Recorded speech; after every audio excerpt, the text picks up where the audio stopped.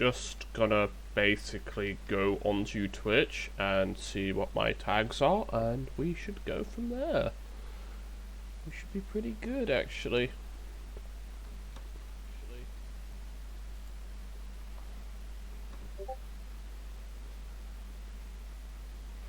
AMA, English, yeah, no problem.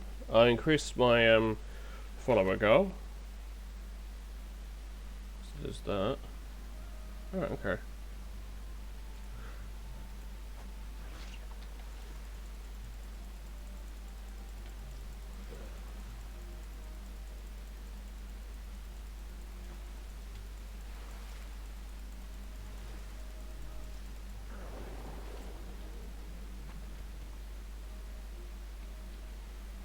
Yeah, I know about ad breaks and stuff.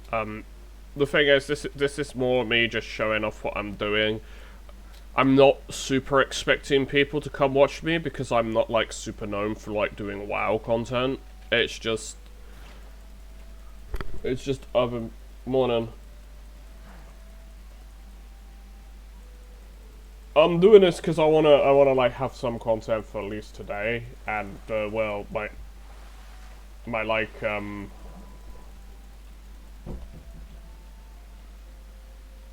so that asshole took my thing. Okay, cool, whatever.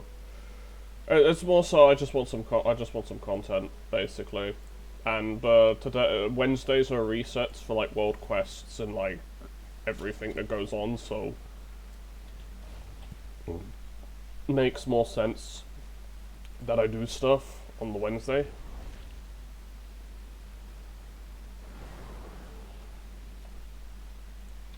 Oh, he just vanished. That fish just vanished. That's some bullshit. The game is oh, I think it's because I was.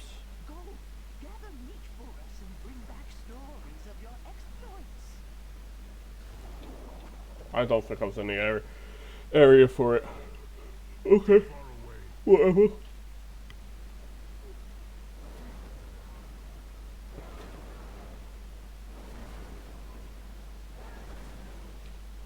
But yeah, on the Wednesday you get all the you get all your like dailies and everything reset like big time, because it's for us in the UK, the reset is it's Wednesday. It's usually in the and the thing is, it's usually in the mornings as well, which is kind of bullshit because, or at least during the day. The thing is, the US don't have to worry too much because the US get it in the night when they're all asleep, like really early on a Tuesday. They get it on a Tuesday, and we have to suffer because we're not American, pretty much. And it's not just this game, that's the thing. It's not just this game, Pingu, it's literally any MMO that is like hosted or made by Americans. The rest of the world can go fuck itself, because we'll do weekly server maintenance when everybody wants to actually play the game. So go fuck yourselves, because you're not American. It's like we get punished for not being American, pretty much.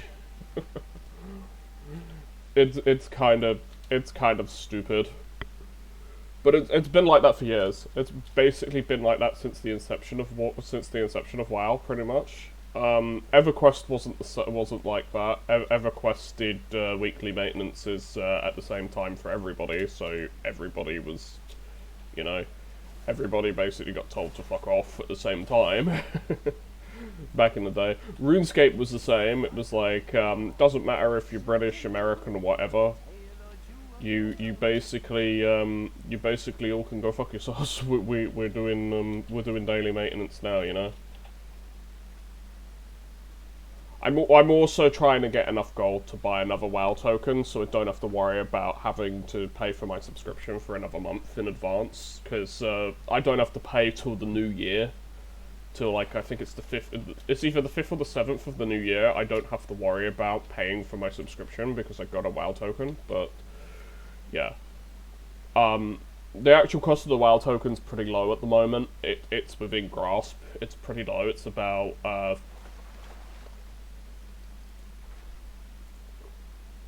that it's gone up. That has definitely gone up by a fair bit, but it's still within grasp. That's actually pretty cheap, all things considered. It looks like I haven't got a lot of gold, but you have to remember I play multiple characters, so for me, gold is gold. I will make gold. And I will warn you if I need to run to the toilet at any time, I will be running to the bathroom, because my gut isn't great. My gut's been playing up the last couple of days. Like, I've been okay. I've been able to use the bathroom, but it's not fun. Okay? It's not fun having a shitty gut.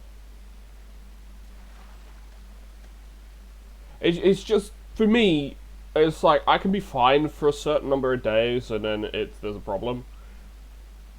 And then I have to take Huel, then I have to take Huel for a couple of days, and then it usually sorts itself out. But sometimes it can be quite painful, and it's not exactly a fun thing for me, if that makes sense. And I don't wish it, and the thing is I really don't wish gut problems upon anyone. Even if you were like my worst enemy, I wouldn't wish it upon you, because it's so damn painful, it's not even funny.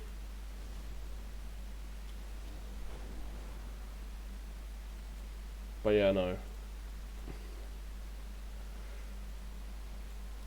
The main reason I'm doing like the world quests and stuff is because you can also get gear out of it too, and well, if it's worse than what you've got, you sell it pretty much. So like this one's gold. This one's a piece of gear which is crap for me. This one is just reputation. That one's just reputation. There's like 6 zones, but I haven't unlocked the 6th one yet. I've been kind of lazy in that regard, where I haven't unlocked it, because I just haven't been bothered to do it. It's like, I've got these 5 zones, I've got enough shit to do. It's like doing all my daily quests, like all my world quests and shit, and on top of dailies and gathering stuff and selling it and that. It's like, I've got enough to do for like the whole day, pretty much, in WoW. And I know for some people, this game is like, oh, this game sucks, it's so boring. It's like, no, I get it, it's not for everyone.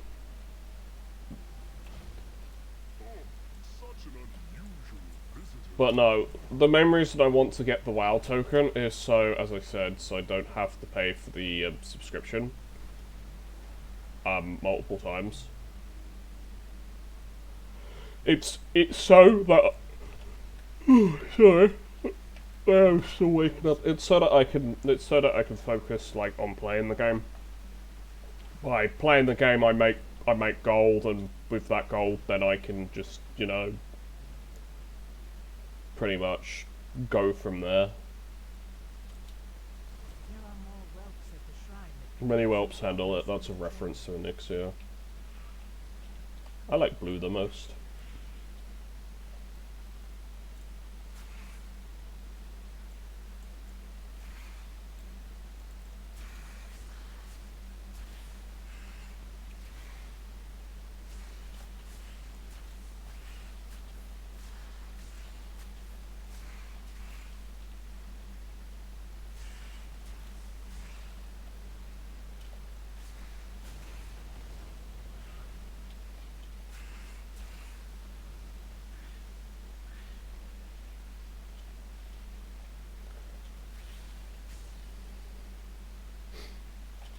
Yeah, so I need to basically just kill all these enemies with this one. It's just a flying thing. It's a the many whelps handle it thing is a reference to Elixir, the raid boss back in what you called it, back in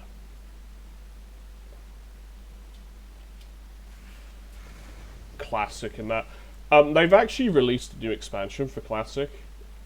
Funnily enough, and apparently it's like the best thing that's been released since Wrath of the Lich King. The issue is that the issue with it though at the moment is that the servers are ass as usual, because Blizzard don't give two fucks about servers because they're cheap ass pricks who, quite frankly, would rather get paid over actually giving you a server that works. That's how they've been basically since, not since the beginning, but since Activision's taken over. It's been like the servers have been wank ever since. Oh, but retail servers are decent. Well, the thing is, there's not actually as many people playing retail as there are people playing Season Discovery. I think you find there's actually a lot more people playing Season Discovery over retail. There's still a large, like, look, the game population split between those who play classic, playing classic hardcore, and now playing Season Discovery. So you've got retail players, which includes me, because I play retail, because I've been playing retail basically since, well, the game came out, more or less, so I'm too invested to not play. So there's that. But you've also got to keep in mind that I have played Classic as well, but I'd rather play Classic with my friends, and the problem is, I've got one friend who plays it, as I was saying the other day, and he plays at very weird times, mainly because he's a uni student, he's not well, he's had a death in the family, stuff like that. Okay, he's had a lot go on recently, so it's like, I ain't pushing him to do shit, pretty much. Because, like, it's not a good thing. It's the same friend who's stream shy, basically, so he obviously, setting that thing up might help, but it might, like, alleviate some of his fears and stuff about being on a stream, but also, I don't know 100% if it'll work, you know? Because, like, he basically doesn't want to be on. He basically wants to use the internet, but he like doesn't want to be online, kind of thing, like known online, kind of thing, because he's afraid people are gonna like try and hack him and shit. And I was just like to him, dude, if people wanted to hack you, you'd have to have something worthwhile for them to take from you, and they'd have to know about it too. It's like most people don't get hacked unless people are after personal information. Most people these days don't get hacked unless you have personal information that's actually worth something to somebody, or you actually have a decent amount in a bank account, kind of thing, where they're gonna try and like take that from you and stuff like that. It's like most people ain't gonna get hacked just randomly. There's like an actual reason for why you're getting hacked or why you got hacked. The most common one is because you're an idiot and you had the same password and login credentials on a website that had its database, that basically had its database compromised. So that's the main way that you'd get hacked these days. Is if you do that, or you're stupid, or you happen to have a keylogger on your computer. Most hacking things are opportunistic, unless of course you've got something somebody wants, and then they'll take it from you, pretty much, and you're not going to stop it. Social manipulation is the most effective ways of hacking. Yeah, exactly. I was watching Pirate Software, one of their shorts, and he was like, the best questions that you can get like people to ask, like customer service, if customer service reps to answer, is like, I'm not very good at cooking. Are there any good, like, I'm interested in a job, but I'm not very good at cooking. Are there any good places around that that employers go to eat? And then he was like, I could put on like a Protrax or something. Go to one of those places, see your employee card and your barcode and that, clone it, and then scan it and then clone it, and then he's got a perfect clone to like get into like Blizzard, because the guy worked for Blizzard, and his old man like was one of the leader, like founders, like founding members of Blizzard, and so he knows exactly. The guy knows exactly what he's talking about. He's called Pirate Software. He's like, he's like so worth watching for that kind of thing. Like he explains how the algorithm works. He explains how Twitch works. So it's like going on the example with Twitch. How Twitch works is he was saying about if you get banned on Twitch, it's like it's so painful getting banned on Twitch. It's not funny if it happens, because if you get a 3-day ban, that's like 25% of your subscribers gone, because if their renewal if their renewal date hits on a day that you are banned, like the streamer is banned, you don't get auto renewed. You don't get auto renewed, so you lose that because people won't know that they're not subscribed to that person. That's the thing. So it's like for you, because like you subscribe to me, Pingu. So pretty much how it works is that you're subscribed to me and you have a billing cycle. It's the same like with World of Warcraft. Like you're subscribed to the game and you hit the day where your billing cycle needs to go past. So basically, of course, you then are billed for using the playing the game because you've set up the subscription. Yeah, on Twitch, if the stream is banned and your payment billing cycle lands on the day that they're banned, you're fucked. You don't get any money. You basically lose money. So it's like, he said 3 days was like 25%. He said like 7 days is 60%, and a month ban is literally everything. It's like you lose like all your income, and building it back up is so difficult. It's like so painful and difficult. It's like, most people, if they get banned on Twitch and they have to build it all the way back up, like all their subscribers and all that stuff back up, and they've lost everything, that is basically, for like a lot of small channels, a 30-day ban, even for the dumbest thing, even for like the smallest thing, because you're like not, I don't want to say that word.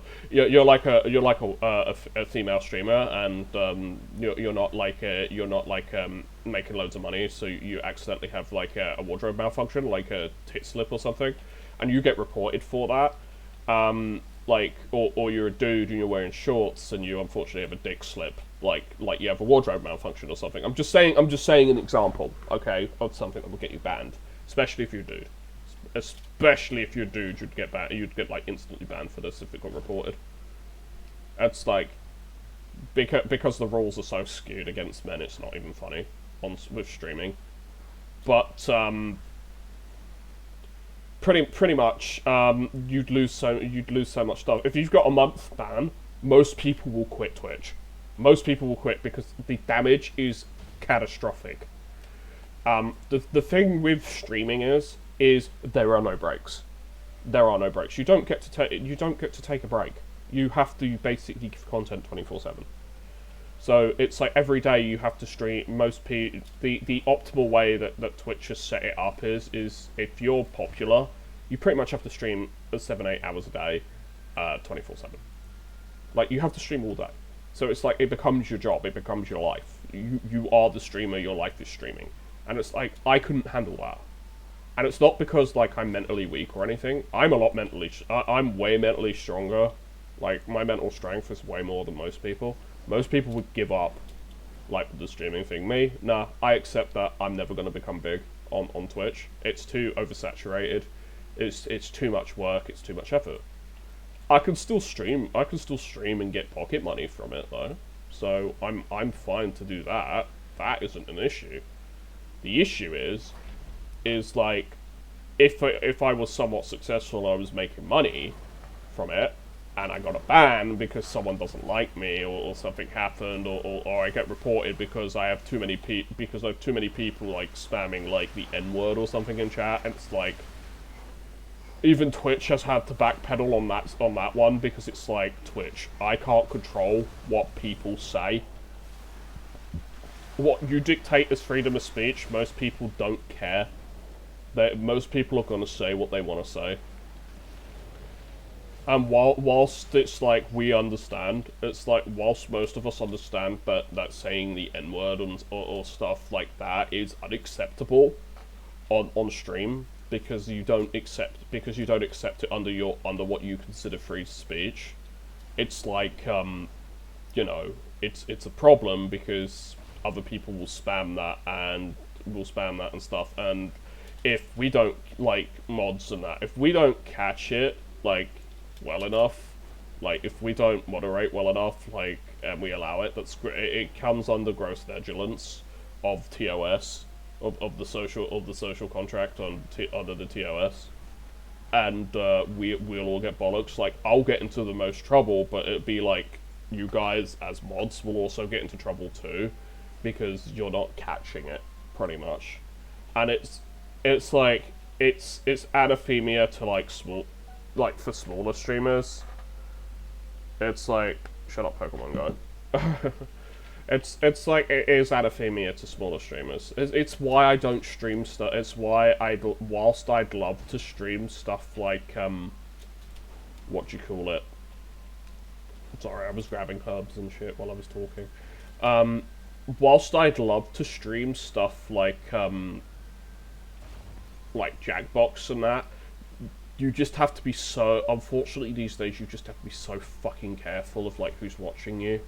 Because if it comes up on the screen, then I'm in trouble, you see, because I'm then quote-unquote responsible for the fact that the M-word, someone has decided to use the M-word as a name. What Jackbox really needs to do, and needs to retroactively do, is if they need to go through their games and allow moderation and allow you to set parameters of what names you're not allowed to have, that you don't want to have in your games, basically on your thing. And it should come up saying that this is a flag, that the host has flagged this name, or like the owner of the copy of the game has flagged this name, please choose another name. It should be that way. And the thing is, it should be that way, but the problem is Jackbox don't want to do that, because Jackbox is like, yeah, well, you could be playing it with friends, and you could all find that funny, and it could just be you could all just be, like, cool with it. And it's like, yeah, but when you're trying to stream it because your friends are online, and you want, like, other people to join in the audience and stuff and have a fun time, you've always got, like, a couple of idiots who are, like, trying to be racist to you. Like, trying to be racist and stuff. So it's like, well, I've said, like, flat out, nah, I'm not gonna do it. I know, and it kind of sucks. It kind of sucks for me, because that game gets me so many followers, and it gets me so many viewers, because people want to join in. The problem is because of a few bad actors, it's literally ruined for everyone, because I'm not playing that game. I'm not messing around with Twitch's TOS and getting into trouble. Because if I get banned, well, the few people who do subscribe to me, let's say I get a 30-day ban, let's say I get a 30-day ban, I make no money. I make no passive income or whatever. And that's bad for me.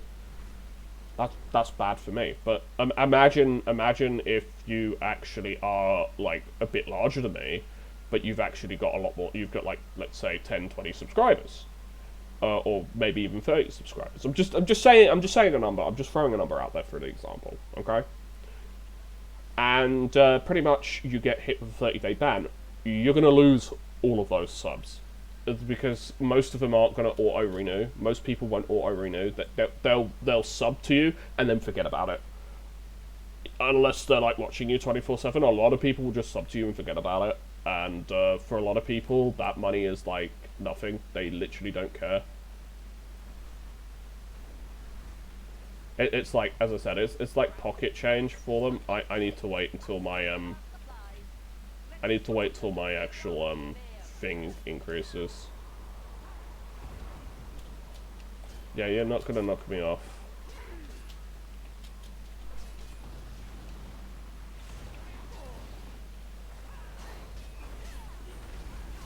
But yeah, no.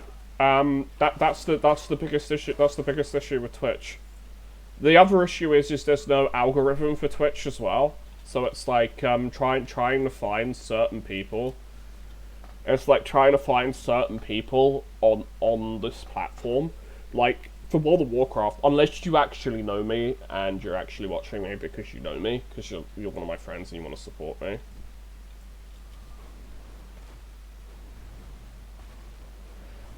you're not gonna find me on Twitch. You simply are not gonna find me on here. You just won't find me, basically, because there's no algorithm, and since there's no algorithm, there's no ability to like find me on her. So if you're not like actually looking for me actively on Twitch, like coming across me actively and that, you ain't gonna find me. I don't know you. How did I get here? What's happening? Yes, you were forced here by the Matrix. The Matrix forced you here. You took the wrong pill and you ended up here in hell with me, and then you're gonna remain in hell with me forever. I'm joking. Don't worry.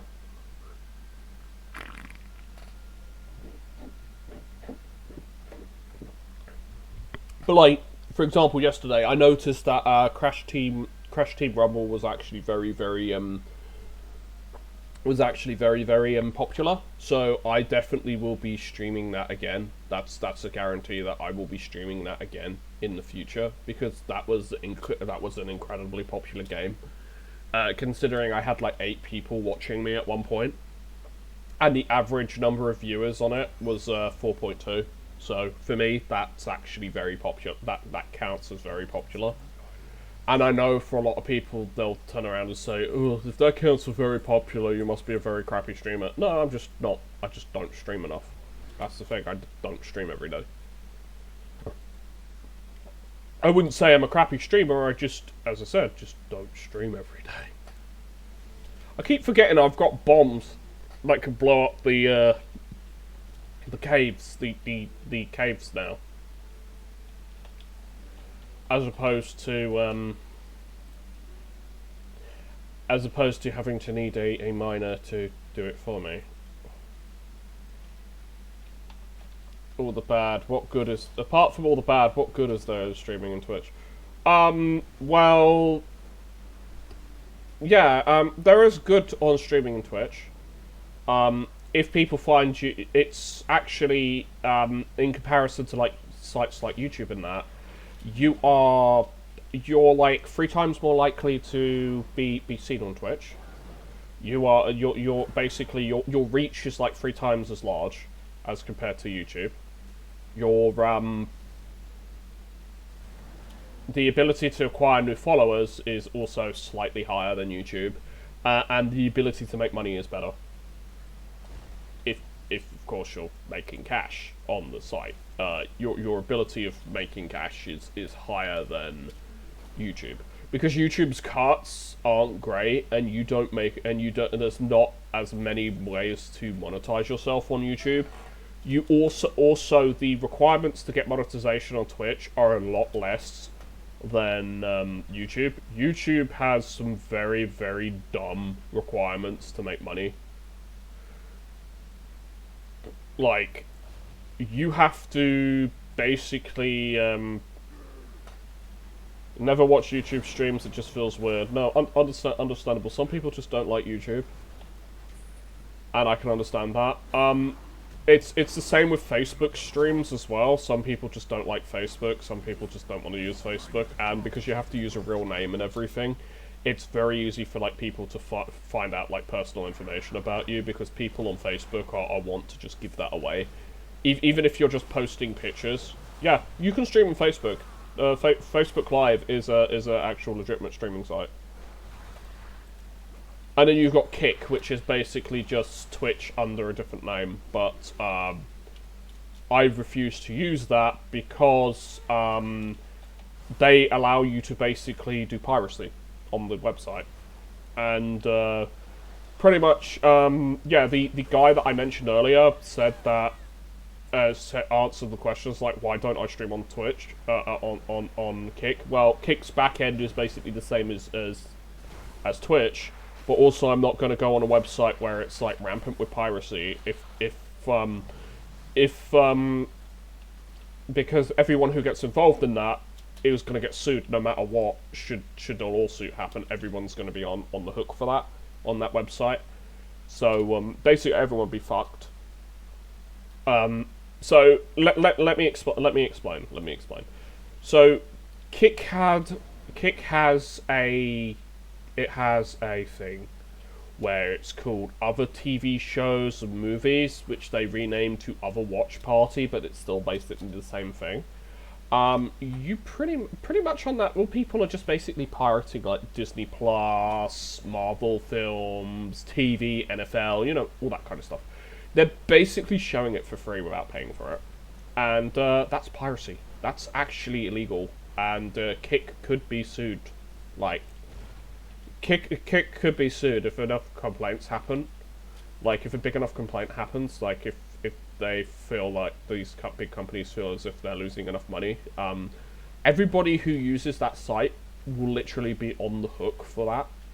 Because whilst Kick's monetization is really, really good for streamers, like you get 95% of all money made, and they make 5%.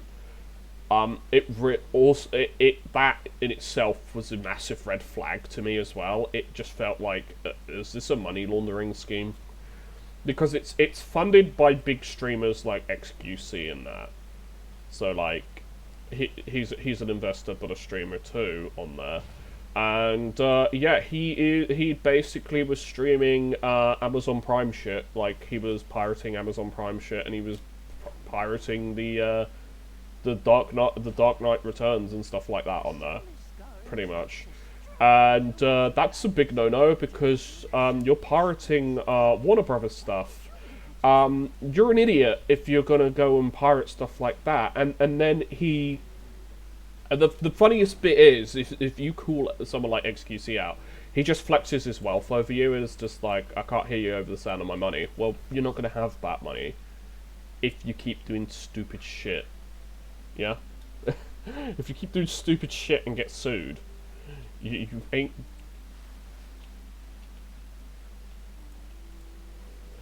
You ain't gonna have no money, mate, to flex. Your Rolex is gonna be sold. You're gonna sell your Rolex to pay your fucking court fees. It's like funny, like, I found success streaming, so therefore I must be untouchable because I have money. No, dude. You're under the same obligations and legal obligations as the rest of us, as the rest of us peasants. So it's like, as soon as he realizes, because the issue is, he thinks he's invisible because he's popular and he makes a lot of money. Because the fame has gone to his head. He's an idiot, basically. He doesn't deserve his money. But enough about him. Enough about him. Food fight! Ah, she put a shield up. You need to hit the professor when her shield's not up. But this is basically just a food fight.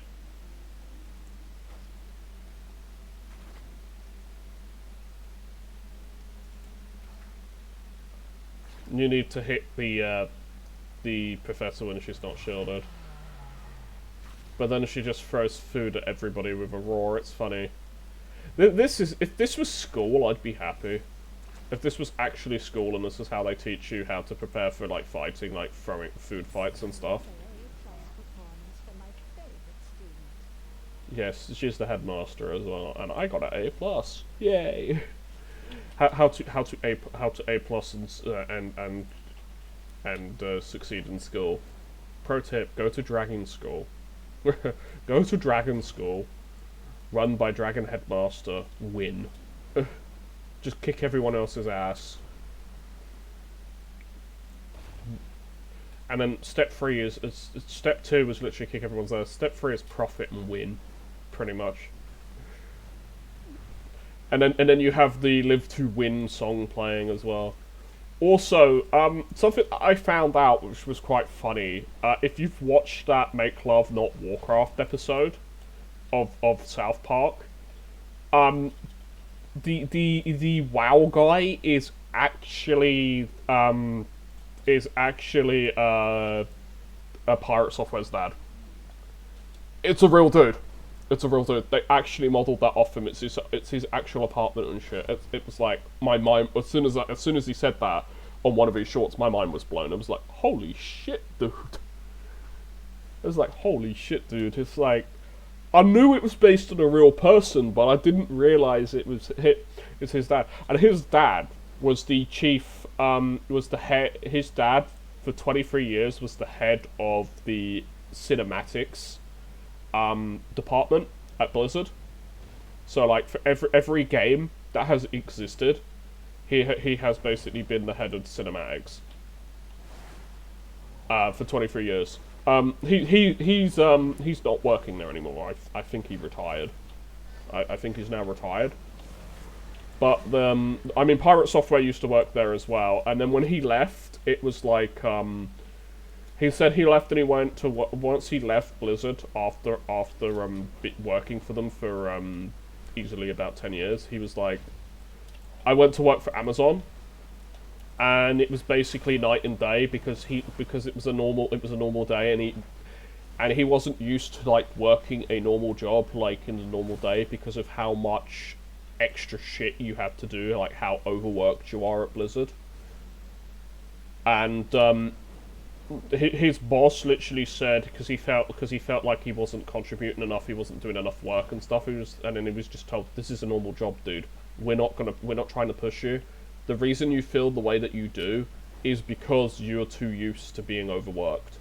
And his boss literally told him, take a 4-day weekend, and then basically come back and clear your head, pretty much, because you're too used to working at Blizzard. Because his boss was ex-Blizzard too, and that's how bad it is working for Blizzard, pretty much.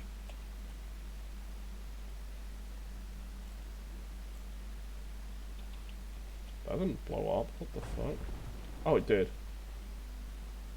That is the most delayed fucking explosion I've ever seen. But it's a 5-minute cooldown, but I don't really care. It got me a treasure chest, so I got loot.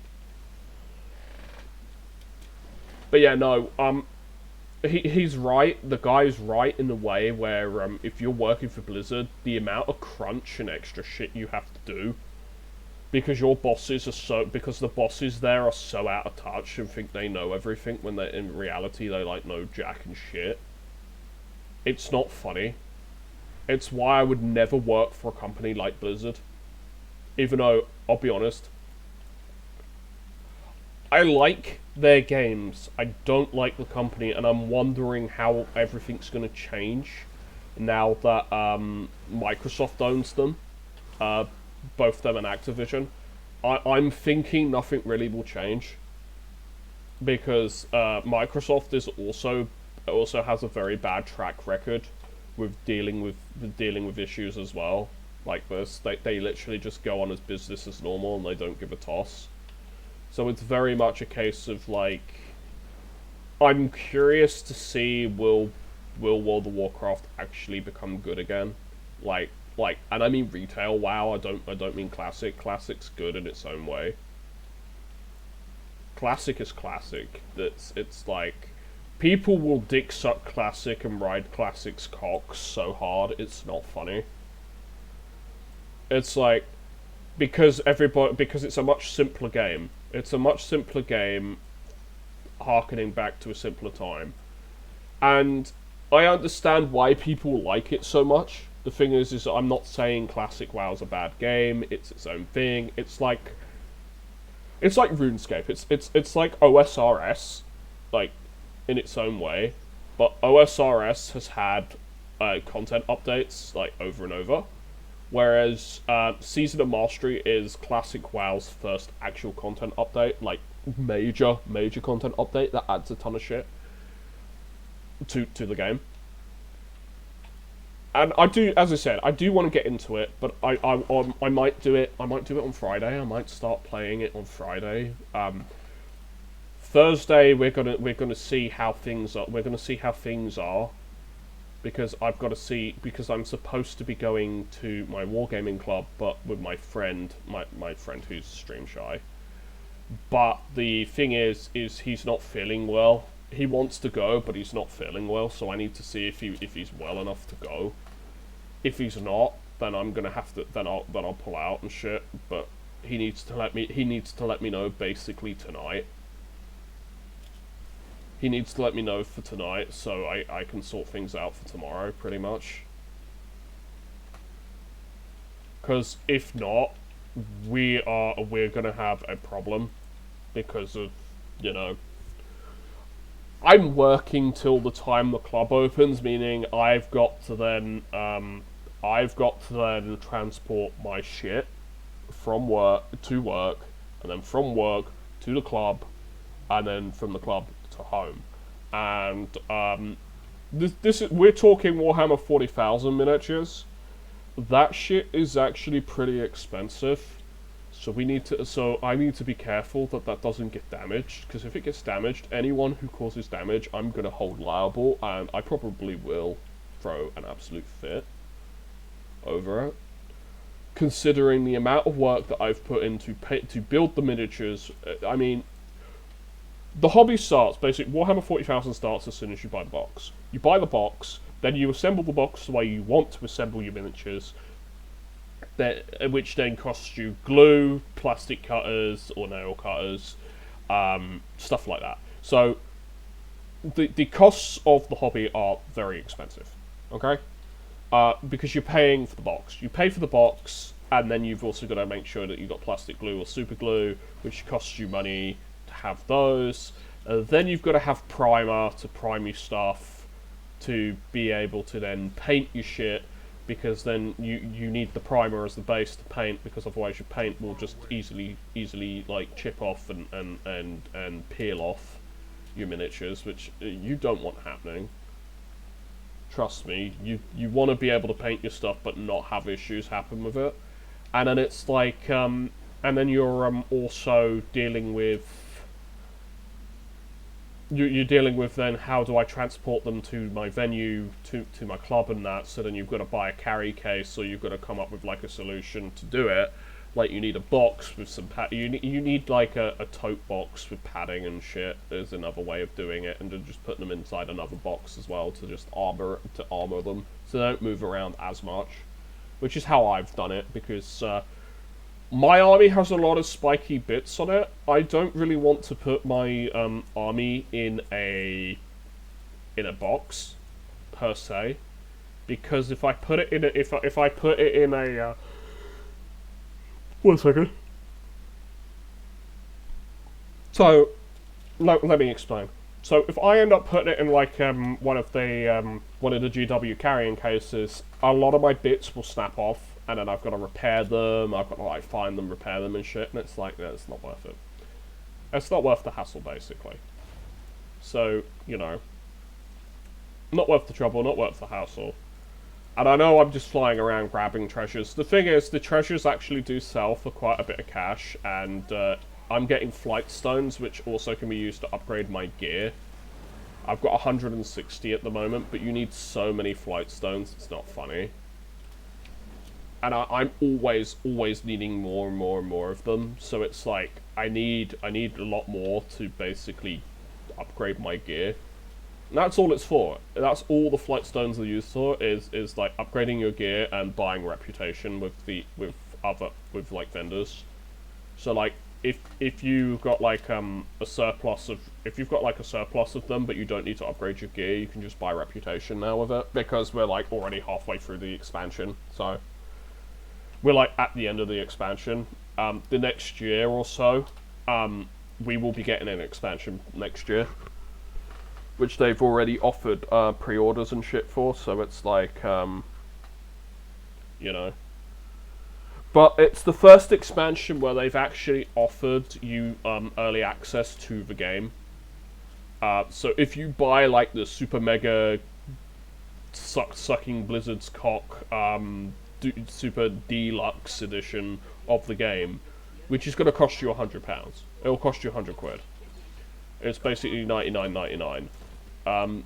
You will get 3 days early access to the game, and people are pissed off with the fact that people are potentially getting early access, because they will get ahead of everybody else and be overpowered. Although you can't actually do anything until the actual game comes out on the first actual reset. So it's like, it doesn't matter if you purchase the Super Dick Suck Deluxe Edition. You literally, all you'll be able to do is like the storyline and get through the storyline and like go from there. That's pretty much what Blizzard has said all you can do is. And it's kind of like, I understand where they're coming from, but they're giving you early access. I remember another MMO that gave early access back in the day if you pre-ordered it, when you pre-ordered it, and it was the base game. It was Guild Wars 2 when it originally came out. You could play the pre-alpha version of the game for 3 days. Basically, it was basically the beta version of the game. You could play that for 3 days. Before everybody else could play it, but there was, I think there was a level cap of like level 45 or something, 35, 45, something like that. But the thing is you won't be able to do any raid. The thing is, what Blizzard is doing is basically saying you can't do any raid content. There is no raid. There's no end game stuff. You're basically just getting getting a couple of days extra to play it for early access for that. Now, I'll be honest, I may actually do that. I may actually get that version of the game just because I get to play the game earlier. Because it's like, look, I don't like waiting. I also get a load of extra shit in the game as well for it, and I know a lot of people are like, oh, but you're doing it because you're sucking Blizzard's dick. It's like, it's my money that I've worked for, I can do what I want. I know that I bash Blizzard and Activision a lot, and it's more so that it's management, it's like middle management and shit who are the problem than anyone else, really. So they're the main issues, they're the main people I end up bashing because they're the problems, if that makes sense.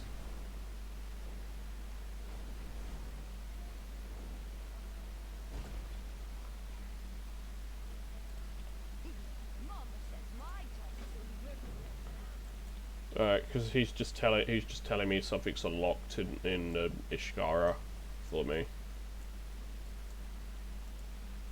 But yeah, and I know my voice sounds a bit dead and such, but it's like my voice has actually changed a bit since like.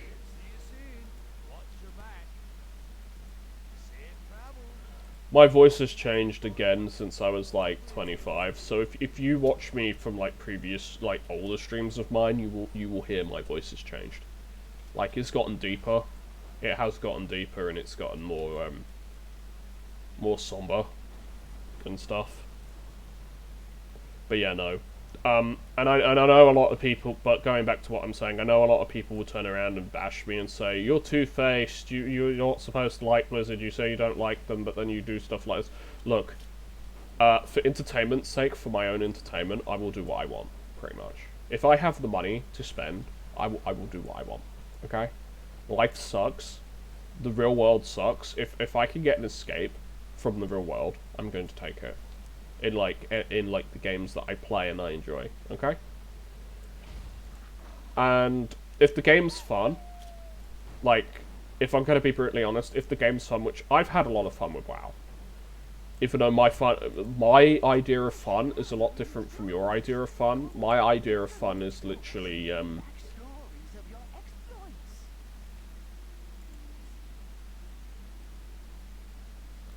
my idea of fun is completely different from, like, your idea of fun. If I have to be honest. Most likely. My idea of fun is... make money, play game, do shit, do some progression, feel better. And, yeah, I'm old. I'm like... I'm going to be 30 next year. I'm old, okay? In comparison to most people, I'm old. And I'm old school in that regard as well, okay? And I know a lot of people are going to be like, you're old, you're boring. No, this is what I want to do because the thing is, it's a fantasy, because making money in real life is fucking impossible. If you hadn't noticed. And I'm dead serious about that. Making money in real life is very, very much impossible. So, let me just make my money in the video game, please. Because it is a fantasy. It's the ultimate male fantasy, actually having savings. I know, it sounds sad. It sounds sad, but it's true. It's very true, unfortunately.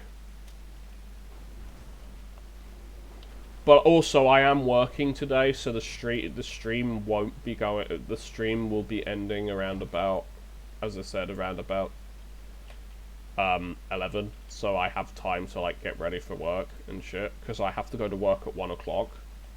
But once I'm back, I can like stream something else if I choose to, if I'm not too tired.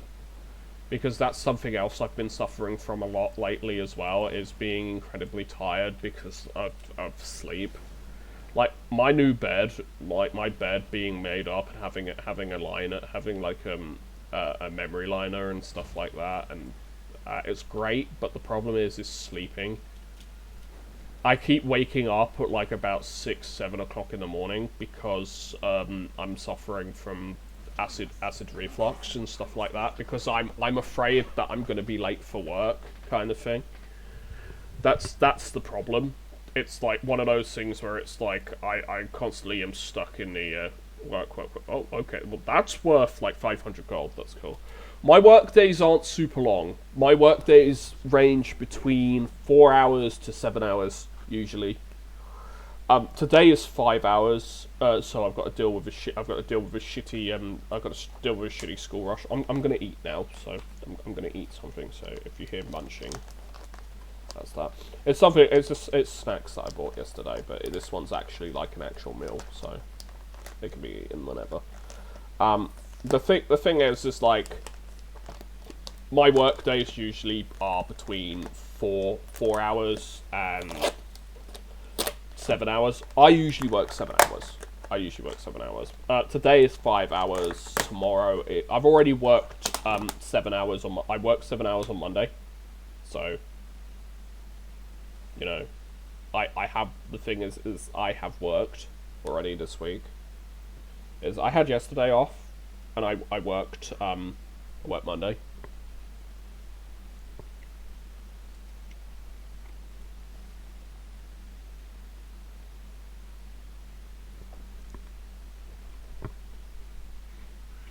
So yeah, my usual work days are, as I said, 4 hours is the lowest. And I can work anything between that up to about 8 hours. Sometimes I can work 10 hours. But that's if I've been asked to do overtime, usually. And I very rarely get asked to do 10 hours because of how stressful it is. Because of like how burnt out I get at work.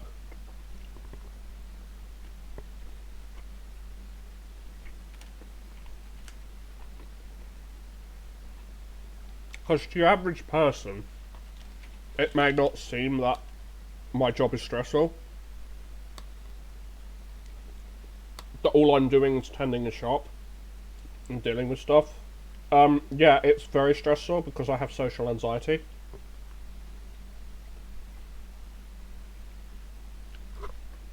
Among a load of other issues on top of that too. So, you have to understand. For me, I'm dealing with potential of machines breaking down because they're so old and the companies are cheap. They're a cheap bunch of fucks they are, and they don't want to replace anything. I'm dealing with people constantly complaining about shit and getting pissed off. I've got to deal with Just Eat orders, and it's getting worse because people are getting lazier because it's getting cold. So, I'm trying to run front of house.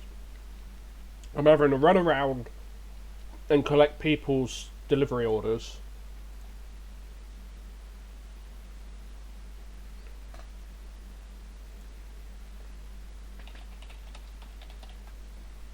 And it's going to be an absolute pain in the arse for me.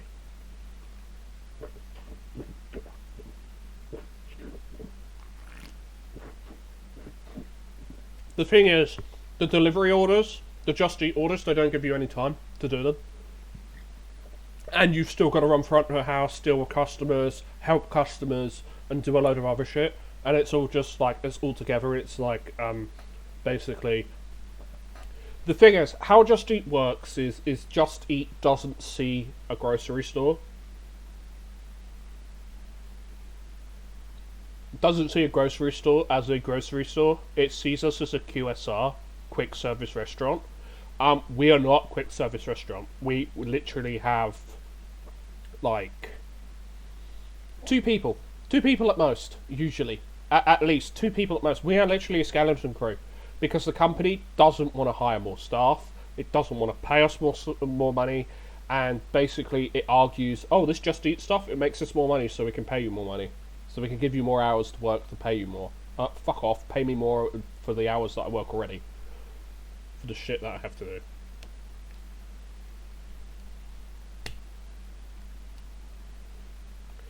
But yeah, you have to understand that it's very difficult, okay? That you're trying to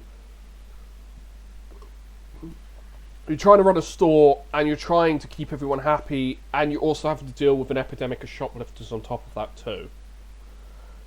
Because Christmas time is the worst time to have to deal with them, because 1, you're not legally allowed to do anything to them. 2, they come in like multiple times because they don't give a shit, because of how the law is. The law is designed in a way where they can just do that and rob you blind. As long as they don't steal more than £200 worth in a single theft, they can get away with it. It's literally because the police count every single thing as a separate attempt, as a separate time. That's how the law counts it. So if you're not stealing £200, you're not actually committing larceny. You're committing petty theft. Petty theft just gets you a slap on the wrist. It gets you at most a slap on the wrist and fine. If you're a repeat offender and you're guilty, you get a slap on the wrist and you're let out. Basically, nothing happens. And then you have to piss around and mess around with like a load of other shit. It's like a pain in the ass. It's a literal pain in the ass.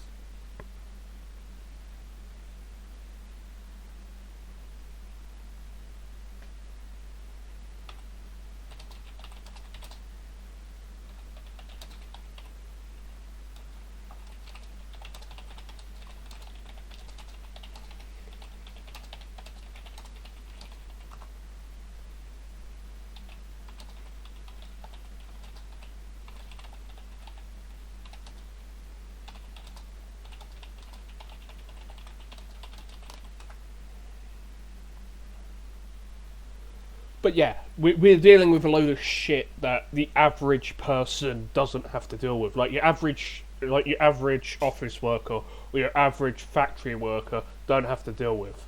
Retail is fucking cancer, and we don't get paid enough for this bullshit. It's like, oh, but you're making over $1,000 a month for your paychecks. Yeah, do you know how? Because I'm working so many fucking hours, it's not funny. I'm working like almost 40 plus hours. One week I almost worked 40 plus hours. Actually, I kind of did because I worked extra 4 hours that week for overtime. I'm having to do.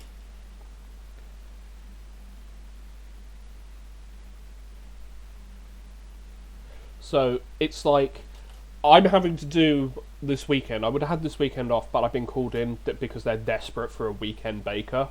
And because I can do bakery, guess who's been called in? Me, because, But I won't see any of that. I won't see any of those 10 hours of wages until my next paycheck. It's bullshit. I should be getting. If you make me work overtime, you should be paying me. It shouldn't be the first 2 weeks of the thing from your last paycheck is when you get. If you get paid, you'll get paid it on your next paycheck. No, fuck off. You should be paying me the same paycheck if I'm having to work overtime. I'm pissed off with it. Because you get free work. Basically, the company is getting free work out of me. Because they're paying me time and lieu. That's how it works. Because it's like, oh, you're still on this paycheck, but you're like on the 3rd or 4th week of this paycheck. We can't pay you on this paycheck. You have to wait another month for it. Fuck you, pay me what you owe me, assholes. No, we won't. Because basically, that's not how it works. It's like, oh, so this is how you do So this is how you get extra work out of people, but don't pay anyone. It's bullshit, okay? It pisses me off. So, like, I'm getting an extra 4 hours on this paycheck that I currently have.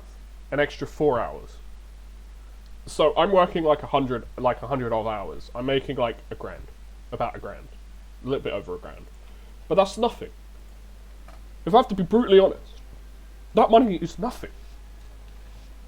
It doesn't last. It doesn't last.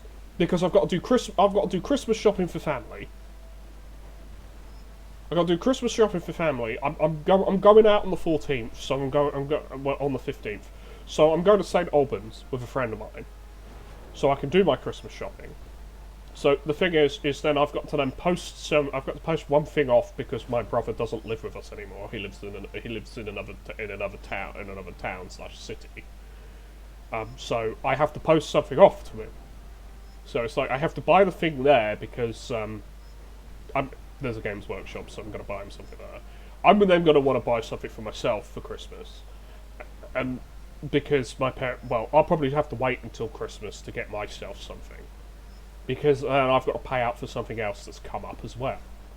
It's like money for me just doesn't exist. It's like I just work and work and work, and I have no money. I'm getting pissed off with the fact that I'm working for peanuts. And I know a lot of people are like, "Oh, find a new job." It's not as simple as that. It's not as simple as that. Not for me. Unfortunately, I have like 2 options. It's like find a second job and work a second job on my days off, which is going to kill me. Or I quit my current job and I find an apprenticeship. That's basically the options that I've been given, so I can get skills, so I can get a guaranteed job at the end of like 2 years.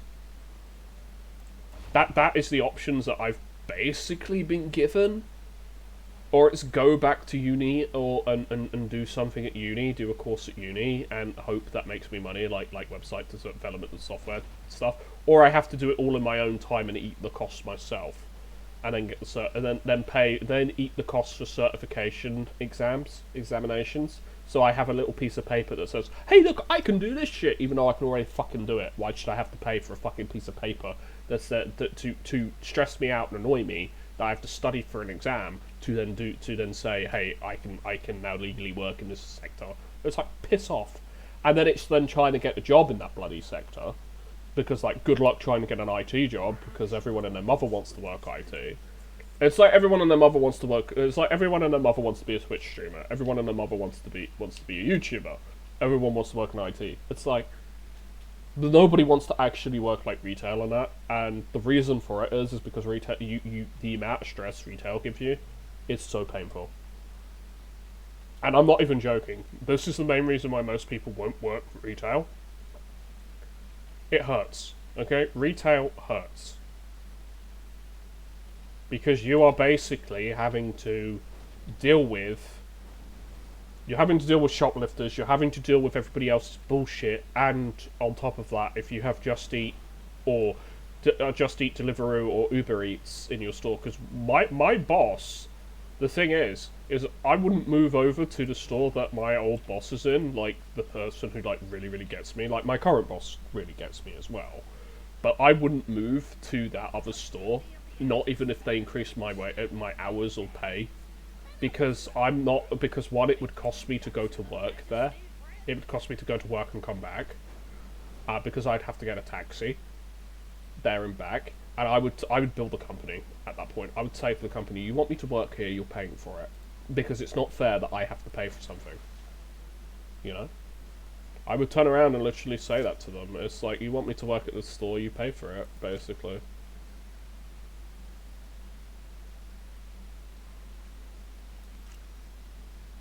But yeah, pretty much it's a lot of the people who used to work in my store have moved to that store.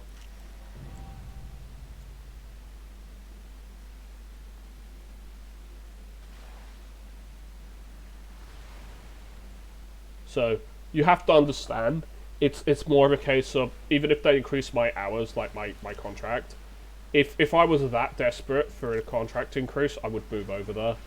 But then I would have to say then I have to have money to go to work, so it'd be like a large portion of my paycheck would be like for travel. So it wouldn't be a good thing for me. You know? Because I'd be paying too much money for to basically just go to work and that. It's like when I used to work in just the bakery in the other store that I used to work in, Batford. Unfortunately, that store, it cost me too much. It basically was costing me too much money to work.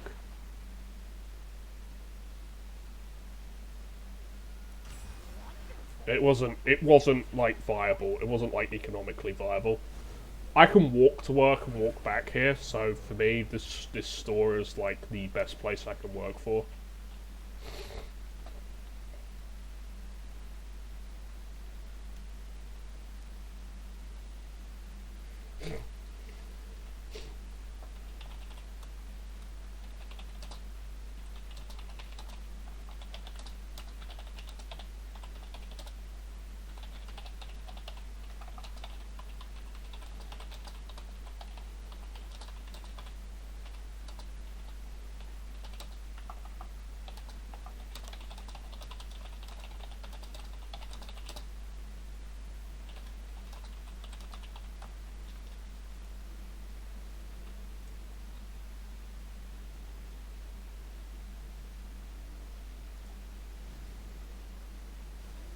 But yeah, the thing is, at the end of the day, with it, I'm very much tired of having of just in general, very tired because of work, and stuff. It's why I haven't streamed for about. It's why I haven't streamed for like ages, because I've been too tired. I've been basically passing out at like 8, 9 o'clock because of work, and it's not really good for streaming because most of it I've just wanted to like relax and chill out and do my own thing. And the thing is I'm not being a negative Nancy. I'm not complaining. I'm not bitching about stuff. I'm just explaining why I haven't done certain things. Okay.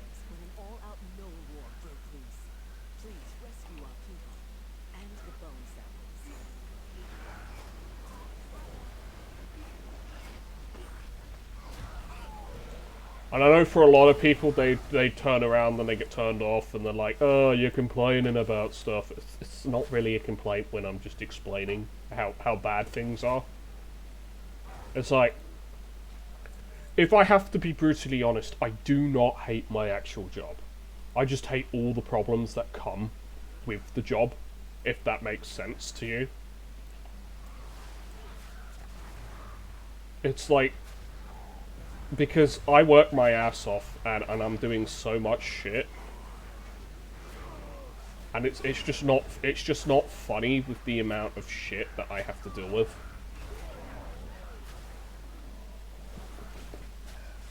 And let me tell you something, the company doesn't care.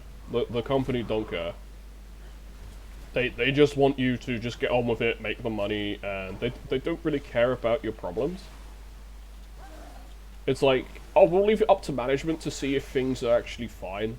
It's like, I usually am a bit grumbly and annoyed when I go, but once I'm there, I'm fine. Hello, cat. He is telling me he wants to go outside, so I will have to go and let the cat out. Because he's just pushed on the door as just run downstairs as soon as I've opened it, so he's telling me, let me out. So I just need to get somewhere safe, and then I can let the cat out. Pretty much he wants to go outside. He'd rather be outside than inside, but it's not really looking like a bad day, so it's okay.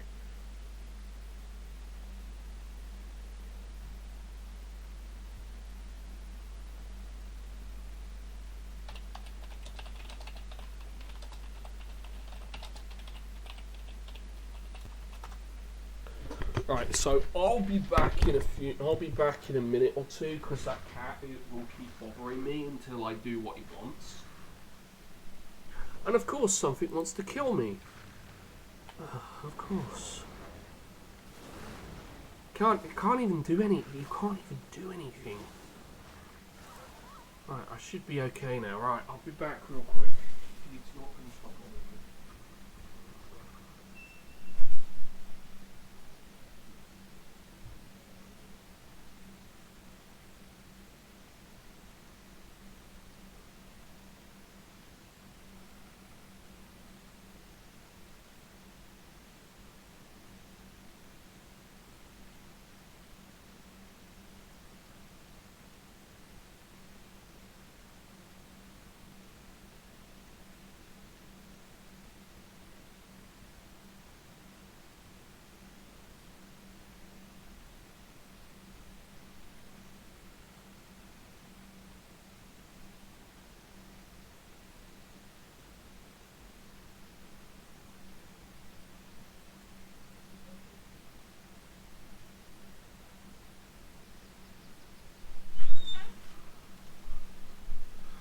Oh, right.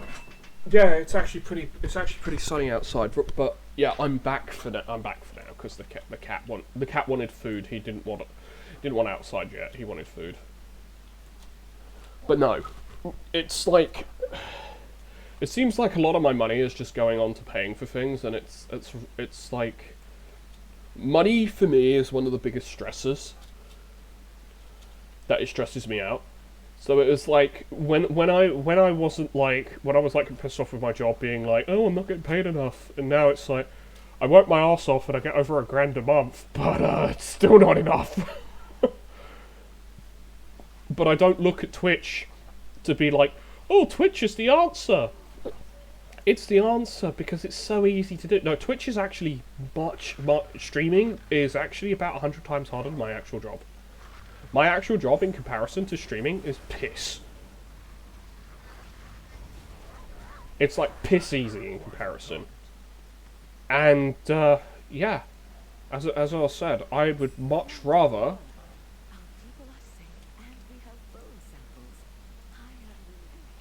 I would much rather work my actual job compared to being a Twitch streamer 24/7. Twitch would stress me out to no end because of the whole you must always make content for people bullshit. The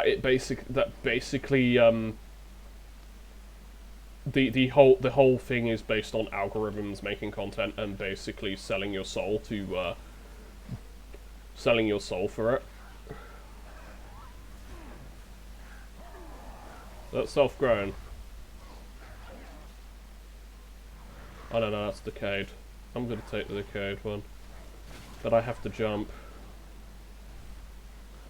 No, I'm gonna have to land.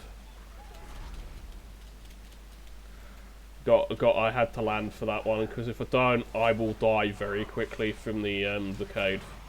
From the decay.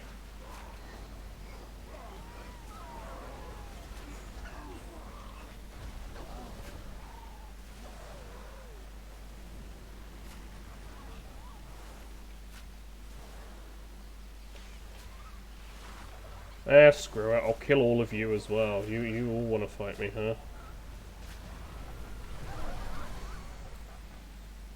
But basically nuke and stun everything, so...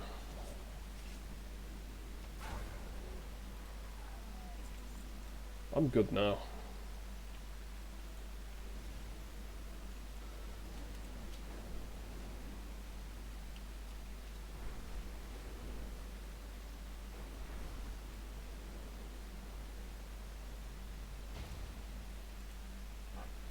But yeah, as I've said probably a lot, I'd much rather do my current job as opposed to trying to be a Twitch streamer 24/7 or a YouTuber 24/7. That shit is so stressful. I wouldn't even know how to cope with doing it most of the time. It's just like, geez, it's not worth the stress and the hassle that you'd have to deal with, really, with a lot of it.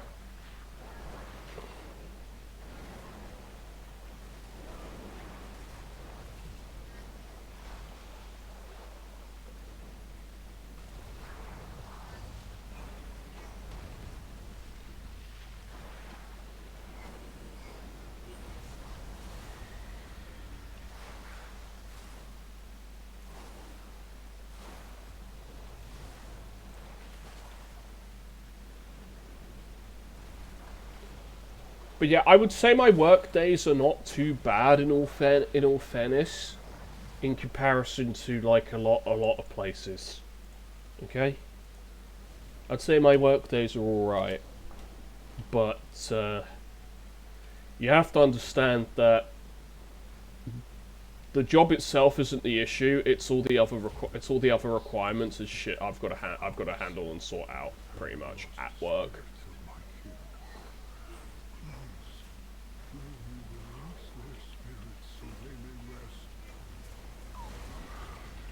And a lot of people don't realise it's actually a lot more work than you think. I would not recommend I would not recommend retail to anyone unless you basically are semi good at dealing with people, can act as if you're good at dealing with people, or you basically are good with dealing with people in general. If you're none of those, don't do retail. Or if you've got a very low stress tolerance, again, don't do retail. It's too stressful. It'd be too stressful for you, and you'd not handle it. You'd not handle the job pretty much. You'd be quitting within a week. You'd be quitting within a week. Most people would be quitting within a week with retail if they got hired, because they wouldn't be able to handle it. That's why retail should pay like a lot more than what it does. I'm sorry to say. Because the amount of shit that we have to go through in retail isn't funny.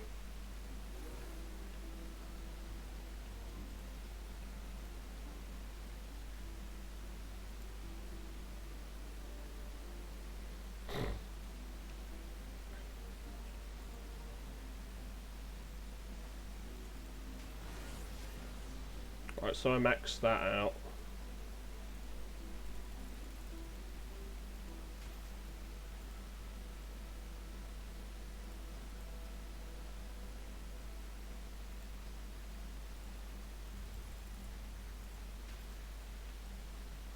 So I've maxed something else out, which is great for me.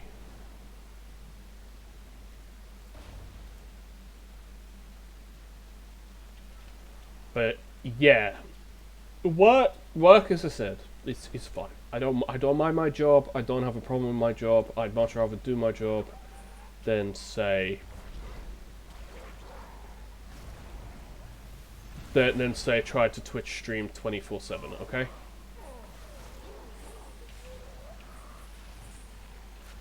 Trying to stream 24/7 is much more painful than you think.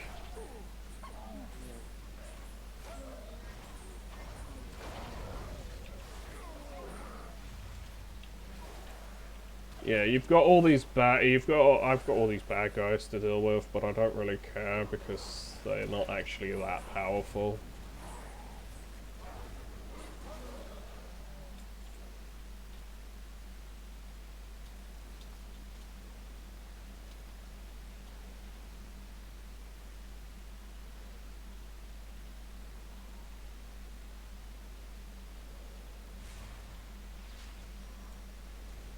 Yeah, when I first started gathering, like, the decayed herbs, I was like, why the fuck am I dying so quickly? And then it was just like, oh, because these are bad. these are the flowers are killing me. It was like, it was kind of funny, like, it was the only thing that would, like, kind of kill me was the flowers. It was kind of, to be fair, it's kind of ironic, but it was also kind of funny at the same time.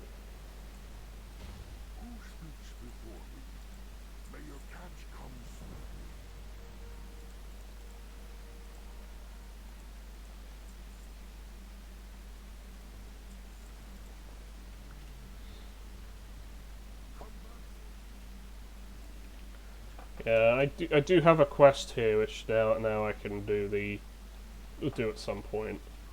I won't do it now because obviously I'm gonna need more time to do it.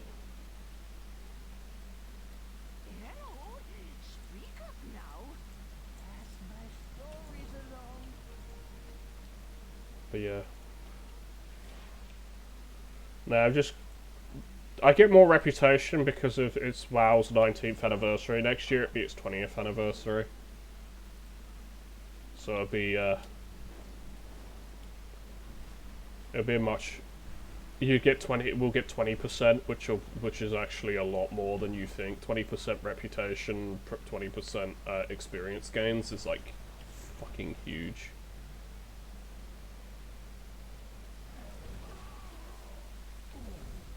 Someone else's. I'm not taking that. That's got nothing to do with me.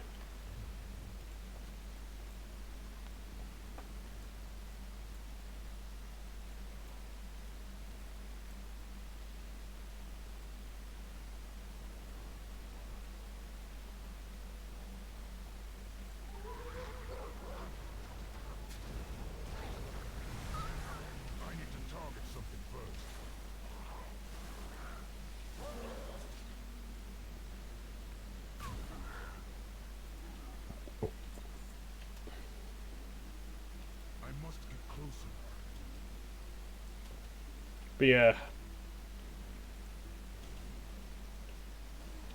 I enjoy Warcraft just for what it is, but I do also understand that a lot of people dislike Warcraft because of what it's become.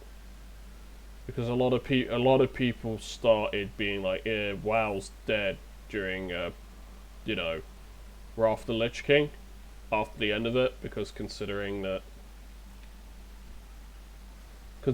you had like your big major bad guy, um, like a major huge bad guy in the plot get killed off very very early on in the expansions. It was like, yeah, you could have saved it for later. But no, you were on the Warcraft free kick, which was Burning Crusade, and then that.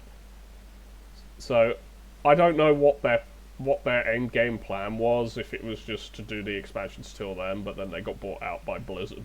Then Vivendi got bought out by Activision, and then Activision basically owned them from then buying out Vivendi. Because I think Activision wanted to buy out Vivendi, if I remember correctly.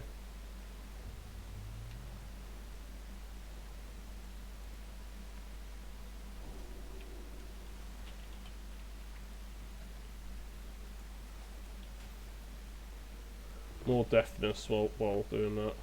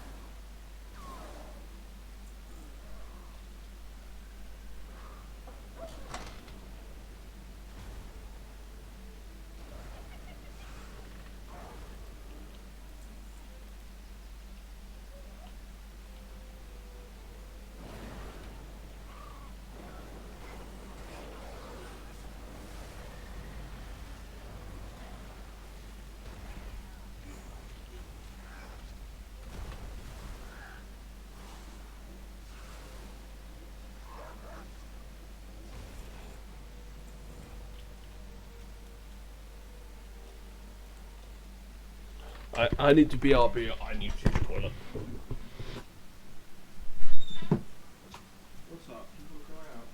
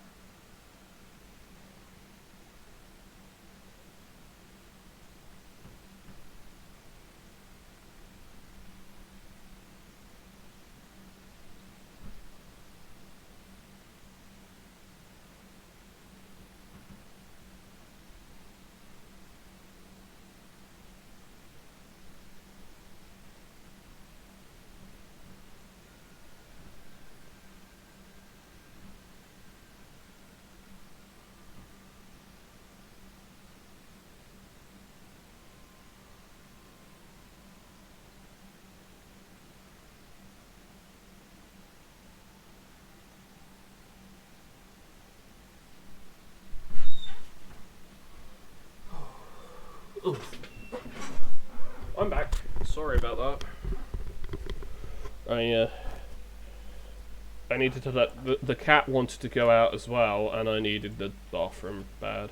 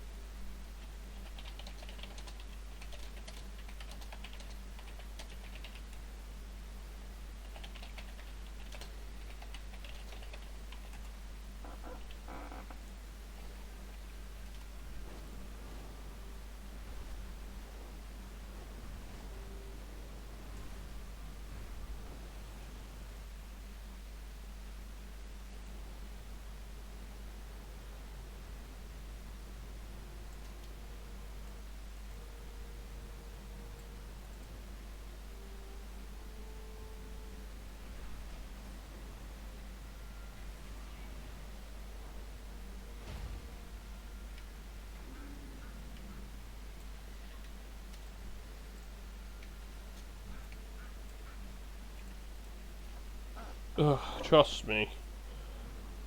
When you're able to, when your body works, it feels so much better. When your body isn't working, because trust me, when your body isn't working, it sucks. And it's also very painful as well. I am out of range.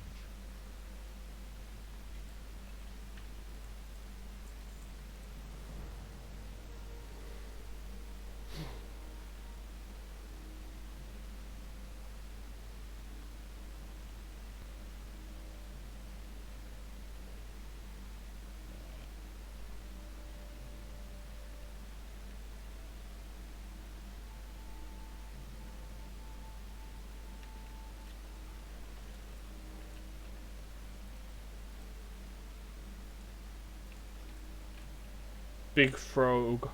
Look, it's the big frog, big dragon frog sitting on treasure.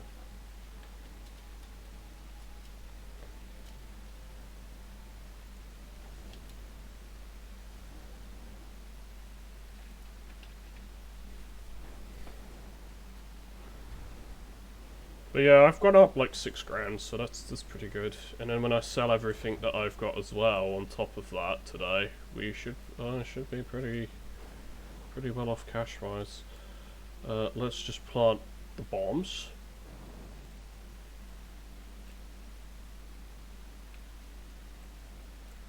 Just wait for that to actually explode. That is such the most delayed explosion ever. It's the most delayed explosion ever, it's not funny. I must get closer. How many of those have we got? Oh, then we could go up to 450 of them. Yeah, each week I think they increase the cap until they actually get to a cap. So they increase the cap each week.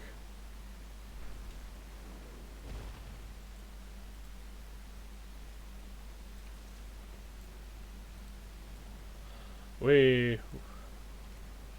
I am out of range.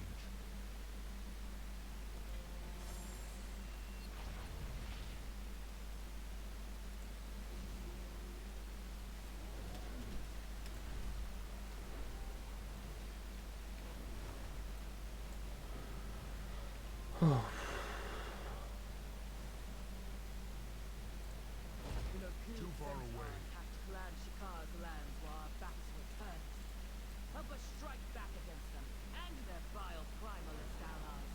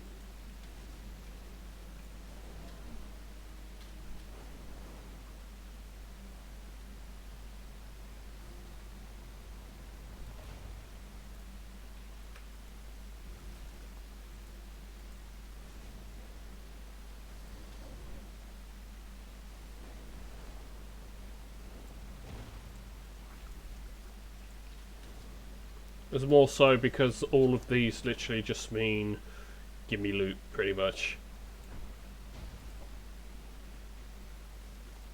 Because I'm going to take every single one that I can get, because they all basically are giving me the flight stones, and I so desperately need flight stones, it's not funny. Okay?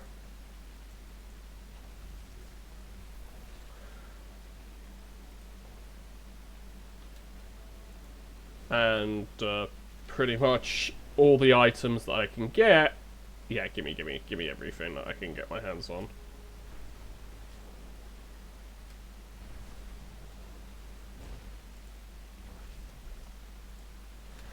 Because the more gold I get, the happier I am. I know, I'm totally a dragon. I know, right?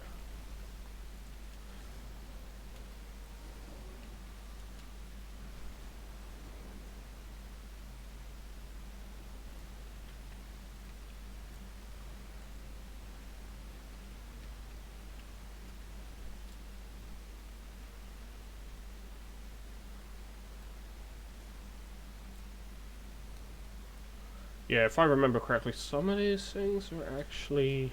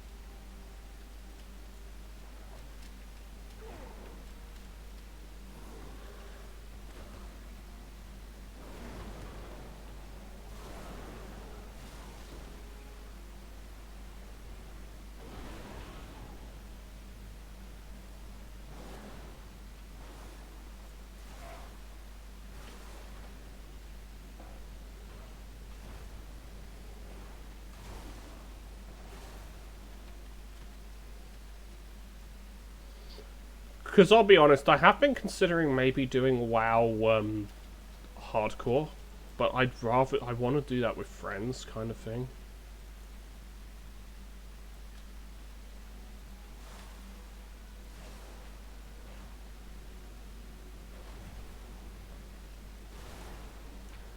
It's mainly because I need to do it with people I trust over random people, because I don't trust random people. And if I die, then I've got to go straight back to the beginning and then start it again.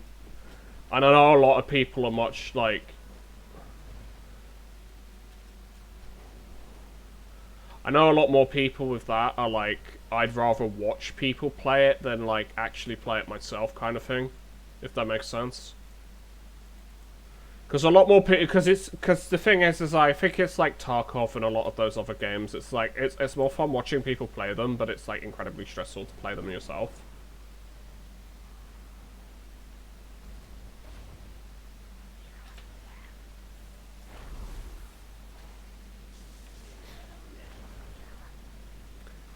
There's another one that there's a zombie like Tarkov game coming out soon that I that's free to play, so I'll probably give that a try. I will. Mainly because I watched Fresh Spawns playing it. These are like Daisy guys. These are like guys who play Daisy. And I was thinking that I might try that game out as well when it comes out. Because it looks pretty good. It's basically sneak around, break zombies' necks, avoid other players, and don't make too much noise. If you make too much noise, then you're in trouble. Because then all the zombies come after you, and you can like throw bricks and glass bottles and shit, and not enough games allow you to do shit like that. I think the only games that really allowed you to do stuff like that was like Metal Gear Solid. And it's like not enough games like actually give you stealth mechanics. Give me a second and I'll find it on Steam. What it's called.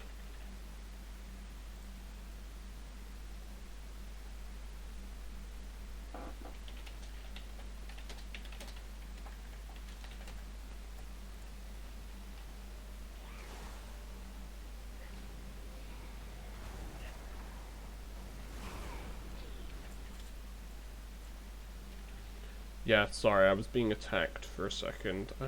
Steam. Steam is not there. Do that. Open up store, and then we'll have a look, okay? Have a look-see for you what it's called, alright?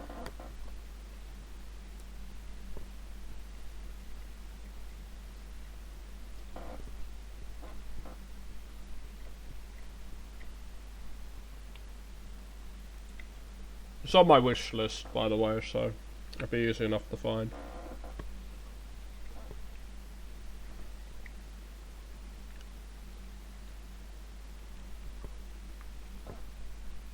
Ah, here it is.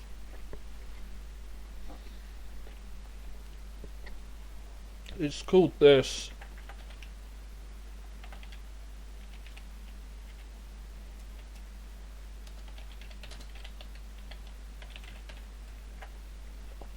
That's what the game's called.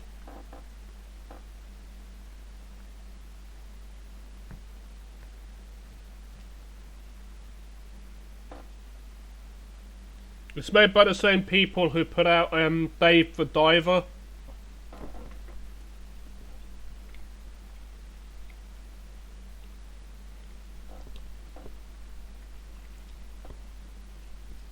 Or published it, I think.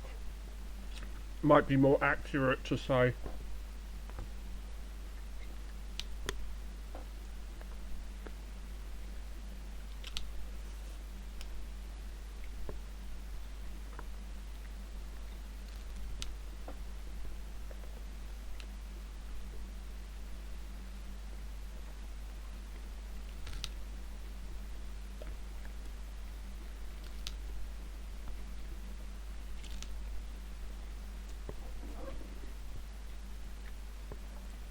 Would I play it? Sure, but I'd need to play it with friends.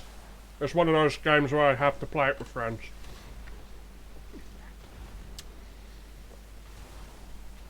Just basically Zombie Tarkov. It's why I need to play it with friends, so I have people to watch my back. You dare to steal from my crucibles? I am coming for you, little worms. You will perish in flames. No, I won't. I won't perish in anything. Yeah, because it's got like a whole, it's got like the whole, you're actually living in a city kind of thing, like a final city kind of thing. There's like a huge city that you're exploring, and over time, the city fills up with toxic gas in the map that you're in. So you have to like go further and further, and you have to obviously escape. Your personal escape is like marked on the map, so it's a little easier. But if you make noise, zombies start coming after you. If you shoot a gun, every single zombie nearby will come straight for your ass.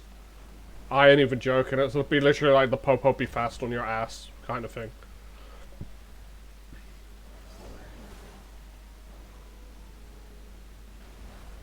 And the thing is, zombies aren't basic bitches in this game. They're actually quite tough to kill. So your best thing to do is, if you've a load of zombies, is just turn your light off and run, and then go hide in a dumpster or something.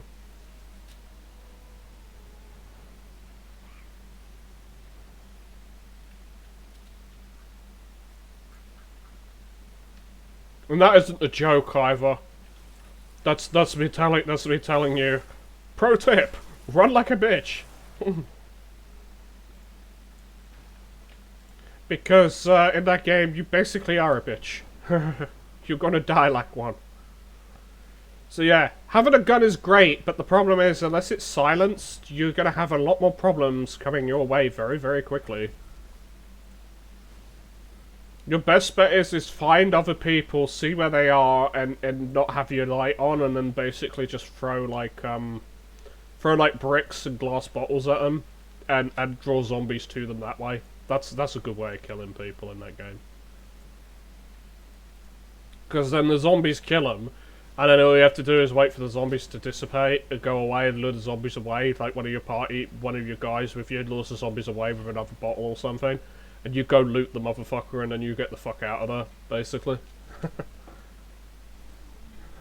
is not ready yet. That's basically what you end up doing in that game. It's kind of why I need to play it with, like... It's kind of why I say those kind of games, I gotta play it with, like, friends.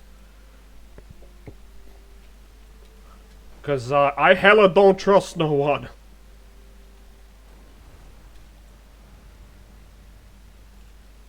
And I'm serious about that. I really don't trust anyone, even on the best of days. There's like one person I trust, like, fully. That isn't myself. It's why I don't like doing, like, group content in WoW and stuff, unless it's with friends, or with my actual guild, because in most cases, most people are just gonna, like, just roach out like a bunch of little bitches and just leave you for dead. And it's like, no, fuck that shit. That's not happening. It's why if I was playing hardcore WoW, as I said, it would have to be with friends. Because we'd all agree we either all dying or we're all running like a bunch of bitches, basically. And we would agree, and the thing is we'd agree that beforehand, you know? As opposed to, oh shit, I don't like the odds, it looks slightly difficult, I'ma roach out like a bitch. You know? Or I'm gonna be a rat and get everyone killed.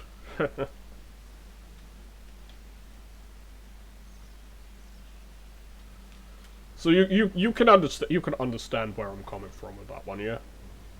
That I just don't trust other people in games like that, because it's not worth like trusting your time and your life to other people in those games because of the time requirement it takes to get to that level.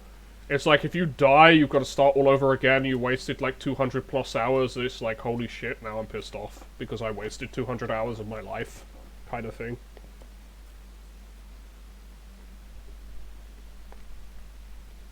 Because now I've got a level from 1 to 60 again.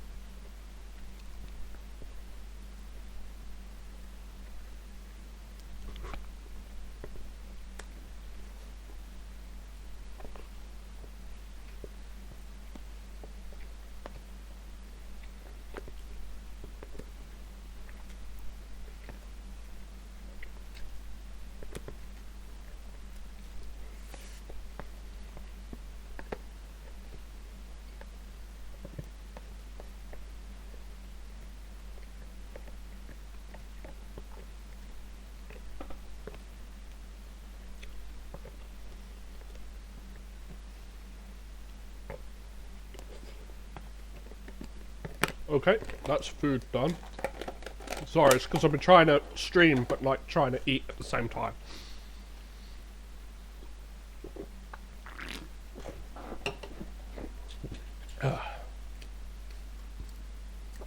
Annoying.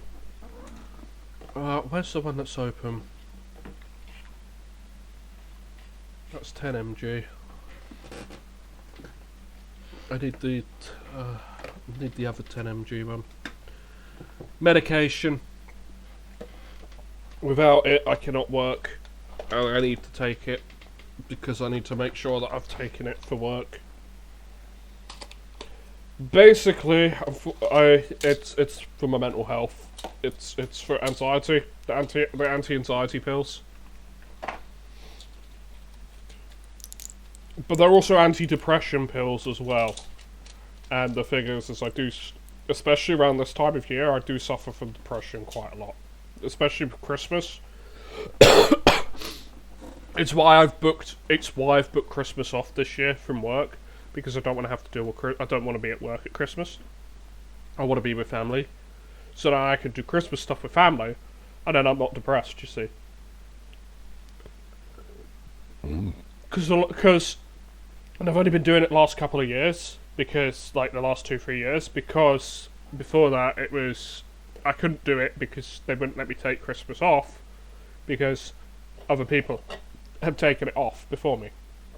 So I always take it off before everyone this year. Like, every year now.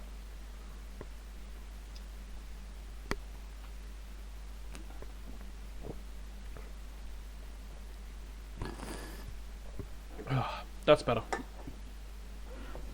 But yeah. Christmas is kind of like the big, you know,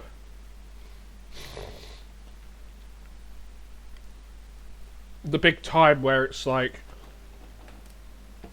whilst it's like a great time for streaming and shit, it's also more of like mental health problems time. For not just me, there's a lot of people. It's mainly loneliness. It's like yeah, I can talk to people online as much as I want, but the thing is I'm still gonna feel lonely. So it doesn't really matter if I'm talking to people online. You've got to keep in mind the fact that it's loneliness that affects everyone.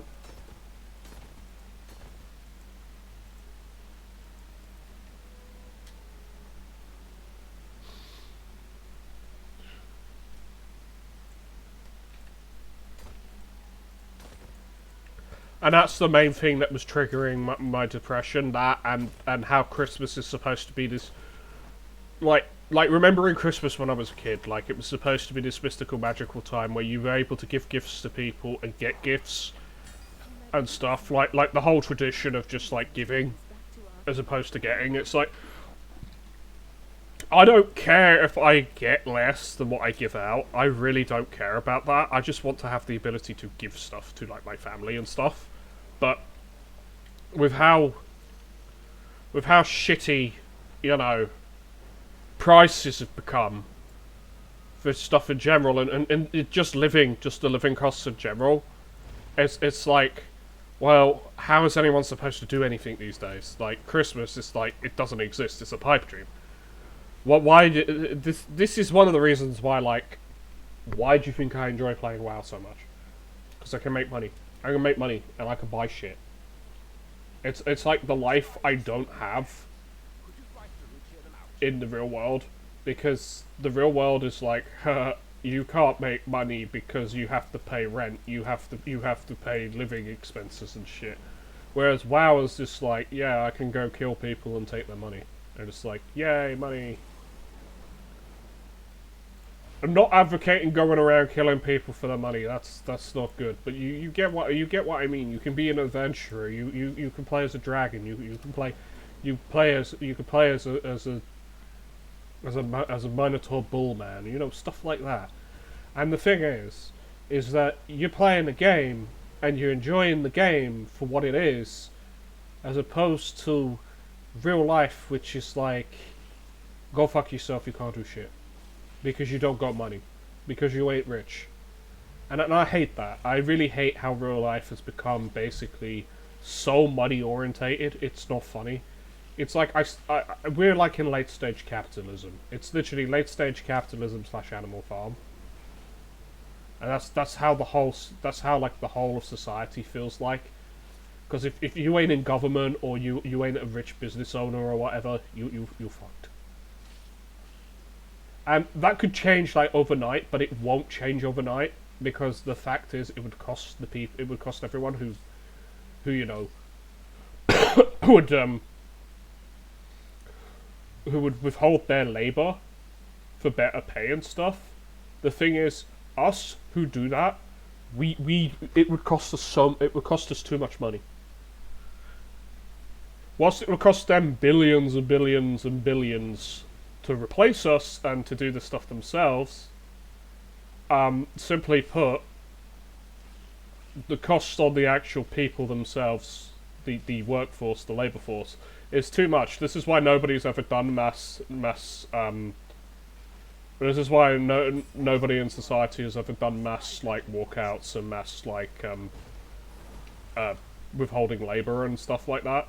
Because it's just too expensive in general, because at the end of the day we still need to pay for a roof over our heads. We can't pay for a roof over our heads if we ain't got no fucking money, can we?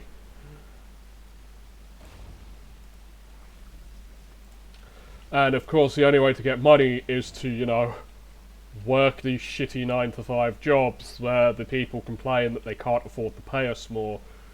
And they shouldn't be in business because of that. If they've got that complaint, but you know, basically, one rule for us, one rule for them. You know, that all that bullshit, pretty much. And it's very annoying. It's very annoying. It's like Christmas is supposed to be a time when we can all relax, we can all get together with family and friends, and basically have a good time and that. You know, party, enjoy ourselves. It's the end of the year. We survived the year, basically. But you can't do that. You can't do it, especially with like the COVID crisis, with like everything going up because of COVID. When COVID was the problem. Was like the world's problem, and then basically greedy business. The funny thing is, if you look at COVID, the only people who, it's like war. The only people who've profited from COVID are those who basically own the means of production and run businesses. Because they just jacked their costs up so that they wouldn't suffer, but everybody else can suffer. Because you need this shit, oh well we'll charge you 50% more for it, because fuck you, where else you gonna go? You can't do shit, so fuck you, we're gonna take your money. It's the same as like in war, it's like when stuff gets difficult to acquire, the people who make a killing, the merchants, because they've got the contacts or they've got the ability to make stuff. So it's like, I know it's basic economics, but it's horrible. It's basically this trickle down it's trickle down economics as well. It's absolutely horrible for everyone who's involved, except those who basically are making the money in the first place. Because it takes money to make money, and those who have the means to make money are going to make a killing off you because you're forced to basically pay the prices that they're asking for, and that was COVID, unfortunately. COVID basically made it so that we had to basically shut the fuck up and pay what they wanted us to pay. And now COVID's over, they don't want to lower the prices. They want to keep the prices as high as possible so they can keep making a killing. So they can so they record record profits every single year. But the thing is they lose more and more workers, and the profits and bonuses and dividends that we, the workers, get are like nothing. We get nothing basically. But what we've got to offer, other than the sweat on our own, the sweat on our own brow for all these rich people who actually have money and the means of production, it's a bullshit system that, quite frankly, needs to, you know, not exist. But the problem is, it's going to exist because that's how capitalism works. It's how communism works too, and it's a bullshit system that, quite frankly, needs to be abolished. I mean, if you look at in a like, for all honesty, if you look at that town in Alaska that's run by that cat, that's got the cat as the mayor, you will see business taxes are at all-time low, things are affordable, and basically people are able to get on and they're not being charged an arm and a leg and they're not being ripped off by local government and they're basically not being screwed over. Do you know why? Because people are in charge of what they pay and what they can't pay, and simply put, they're in charge of what's fair and what needs to be done to run everything. Because your cat can't make those decisions, but everybody else can, and they just have a cat as a figurehead. And the thing is, that town has run amazingly for 15 fucking years plus. And I'm sorry, but this is why I say I'd rather have a cat or a dog in charge of my town or my country, because simply put, we can run ourselves a whole lot better than a bunch of greedy, money-grubbing arseholes can. Sorry. Because unfortunately, that's the government for you, and it's not just my government; it's every government. this is why I say I'd rather trust everything to a cat as opposed to an actual human being. One, the cat's cute and cuddly. Two, the cat isn't gonna try and hit me with surprise attacks and tell me I can't do shit. And three, the cat is gonna demand cuddles and food. So, you know, I win because cat. Cat. And I also win because I get to govern myself, not govern the cat. Not be governed by anything else. I look after the cat and I get to make the rules myself for myself, and everybody else can do the same as well. Within reason, which is fair for everyone else.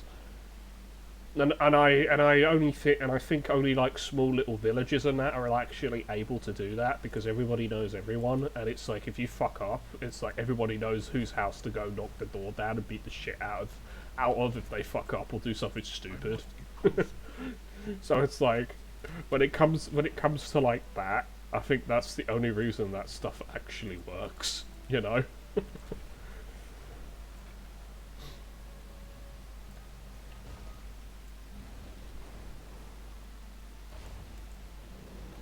Which to me is absolutely friggin' hilarious.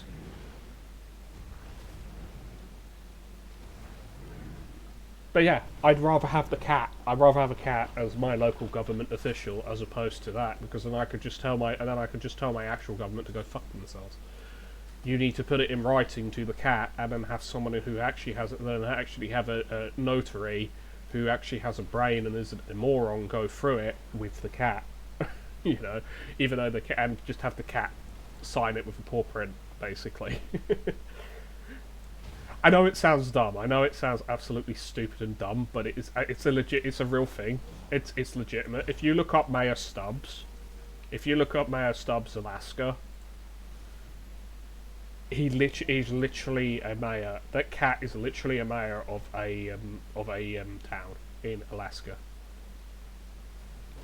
And as I said, the only reason it works is because everybody knows everybody, and they know whose door to knock down and beat the crap out of if they decide to take the piss and decide not to do things properly and play ball. And honestly, it's called accountability, but the mob will make sure that you're fully accountable by beating the shit out of you.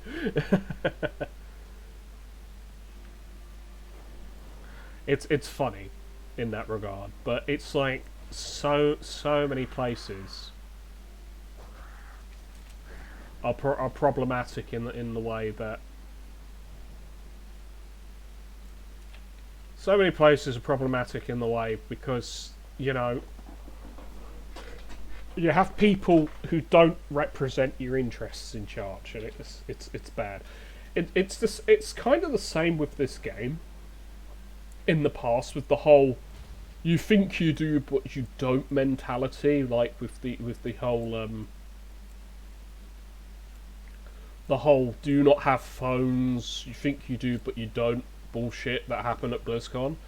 I mean, I'm even surprised BlizzCon happened this year, considering that how much people absolutely hated Blizzard of Activision this year.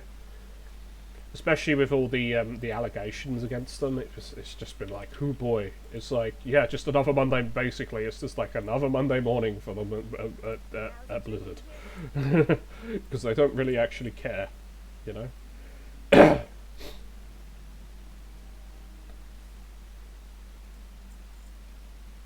They're just like, oh, just throw money at the lawyers and have the lawyers do damage control. That's literally them. And it's just like, just another Monday in the office, boys. It's pretty bad, pretty much. You know, I just made a load more cash, so I'm happy. I mean, it doesn't look like I'm making a lot of gold, but the thing is, over time it adds up. 9th. When is the 9th? Is the 9th Friday? This friend of mine said, no, it's a Saturday. Well, I've got the rest of the day on that day, so I can do it.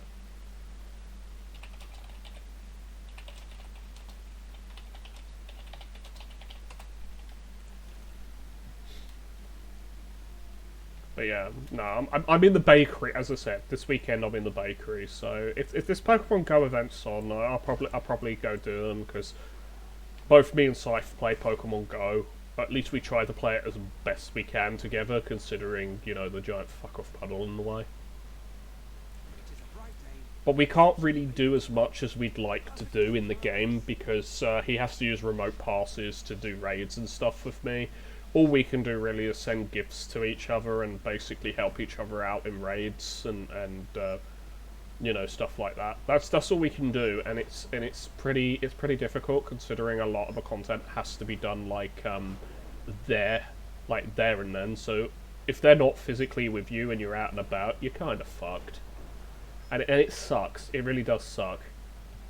It's like they could have made it so you could do shadow raids with friends, that you could have done.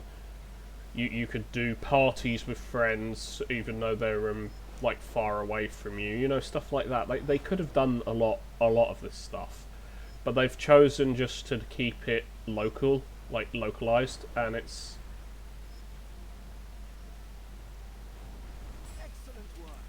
It's not great, you know. It's not great in that regard for it being a co-op game, yeah. Because you need like certain amount of people, and you can only invite up to 5 people in a raid, and the invitees cannot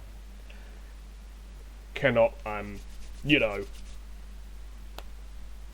cannot actually invite more people to your raid. So it's like, I don't understand all these game limitations that they build into the game, where it makes zero sense. It would make more sense if you could actually just if your invitees could invite 5 more people each, and then invite more people, and then you guys can actually do like I don't know, the actual content. If that makes sense, you could actually play the game. But no, we don't actually care. Be there or use a remote pass, and oh, you can only use a certain amount of these passes per day as well, so it's kind of like, brah.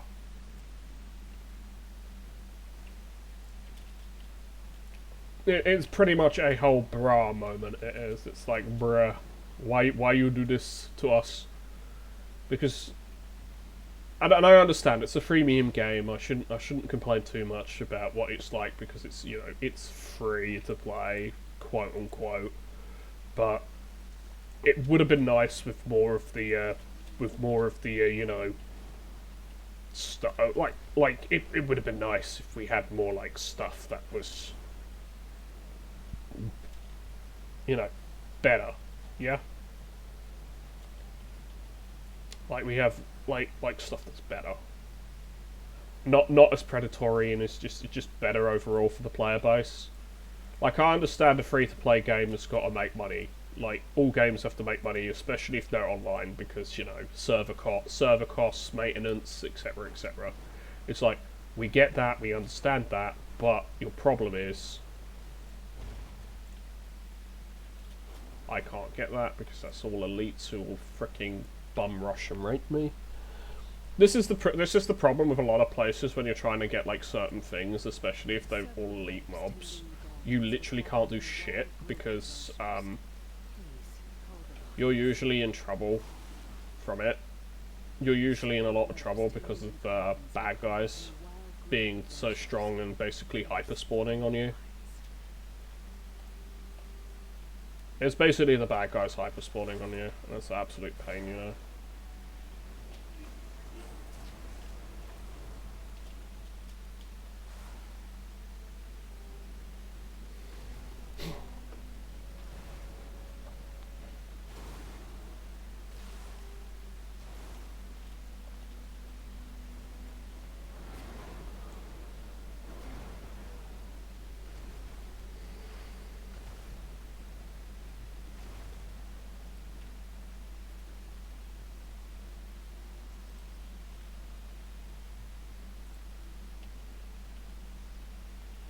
Yeah, sometimes I'll get like low quality herbs out of these out of like elementals, like plant elementals.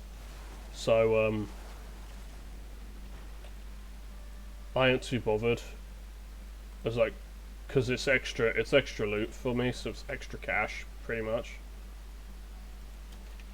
So it adds up and improving my gold income by a little bit.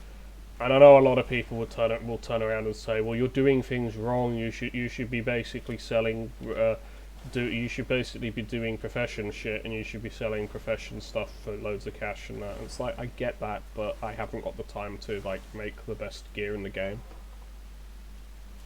Because people kind of don't want to use their own materials. It's like they expect you, the crafter, to have the materials and just make the shit that they then throw money at you for.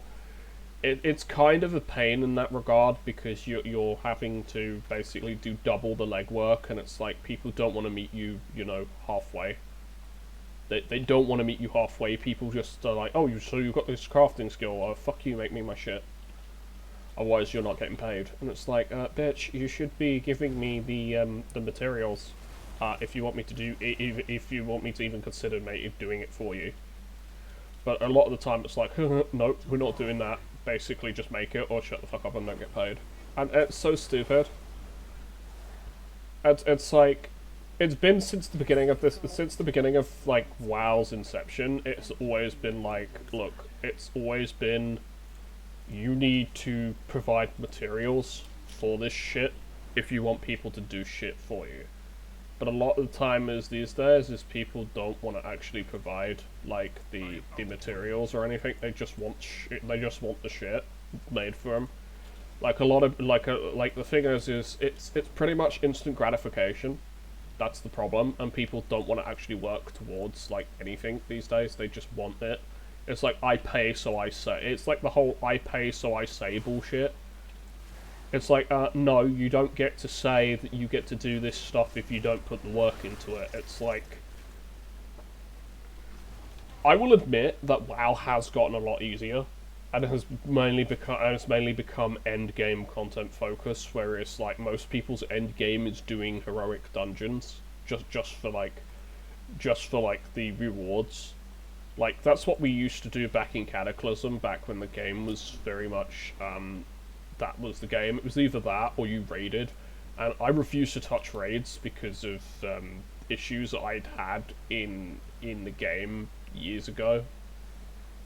And it was like 2 years later I was actually able to rejoin my, like, my aunt and uncle's guild, because I got into, basically...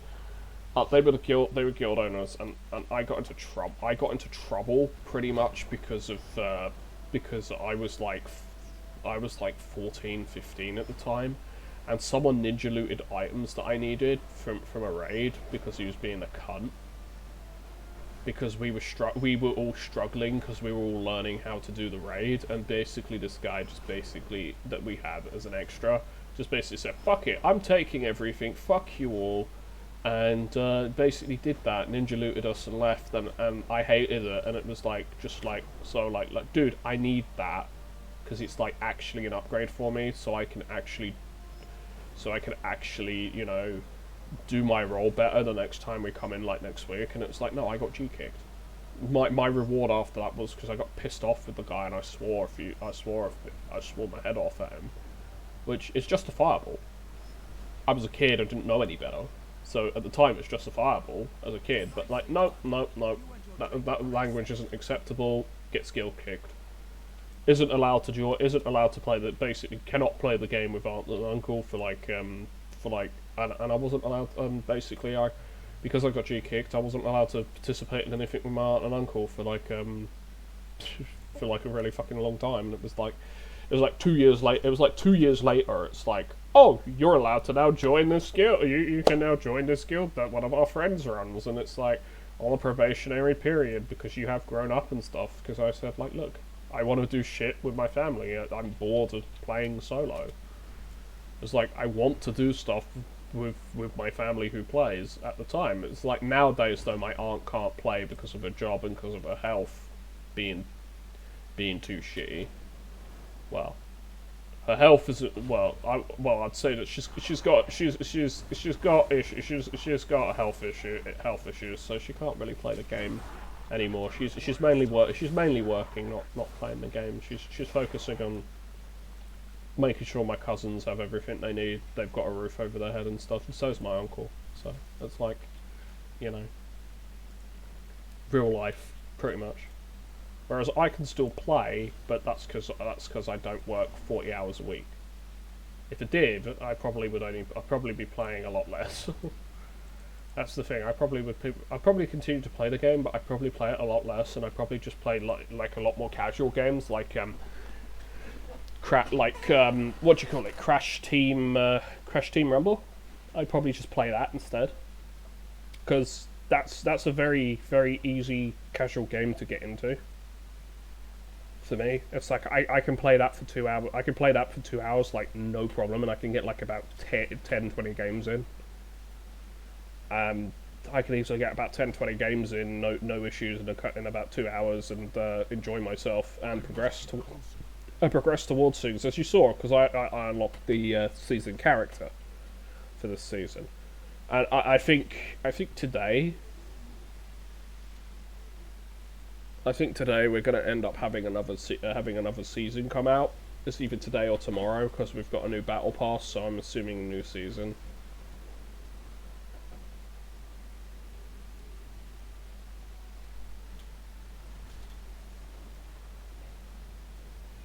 My cat's been fed and he's gone out, so it's like he's trying. I think he's trying for. I think he doesn't know exactly what he wants again, so he's just basically being cat. It's basically like, I went outside, I had food, I've bothered one human, now I'm gonna go bother the other humans. AKA cat being cat. Too far away. I've got like one more zone to go to, so like to do these. So I'll finish it off with doing this one last zones thing. But if people are like, oh no, you're forgetting Forbidden Reach, yeah, technically there's like 7 zones, but I don't give a shit about Forbidden Reach. It doesn't give me gear or rewards that are actually valid to like me at this point, because my item level is too high for that shit. Whereas some of the stuff in here is like, to be fair, most of the stuff in Loam is just money. Most of the stuff that you get in Loam is just cash. It's either cash or it's yeah, or it was last season's gear. They haven't like upped it to like give the new season's gear. But you get a lot more flight stones in here too, and Zaralek as well. It gives you a lot more flight stones. And there's a lot of events that go on that give you money and flight stones and other items that you can use to get like stuff as well. So it's like, this place was great when it first came out, like when it was out, because I came back when Zaralek Cavern was like a big thing, basically.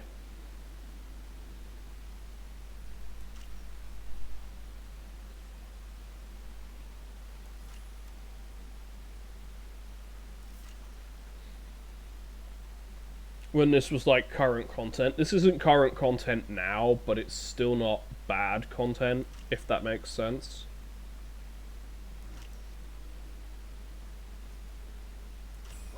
The Deepest Strider.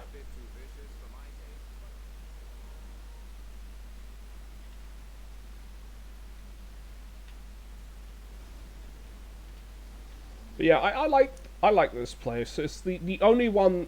Like, the only one I can't do is basically the Zaquili Elders. That's the only one I can't do. Worthy Ally. I need to do that, so I need to not do too many of the Lone Leafin things.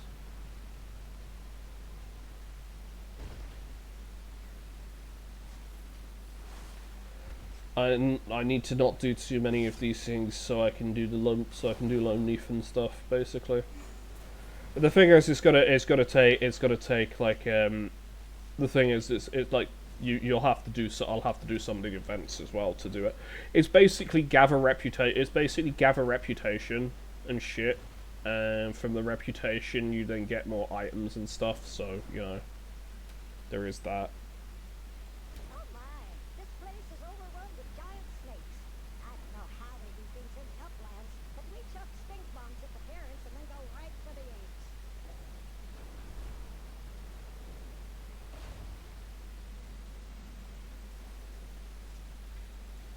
I mainly just want the flight stones so I can upgrade any gear that I've got, pretty much.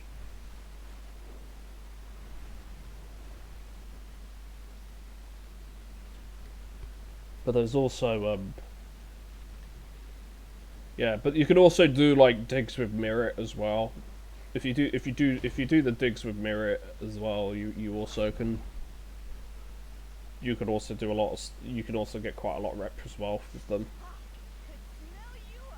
It's mainly because I want that, and then you get 500 rep anyway for completing it with them, so it's pretty worthwhile doing it. I do it. I try to do it every week because as I said, I'm trying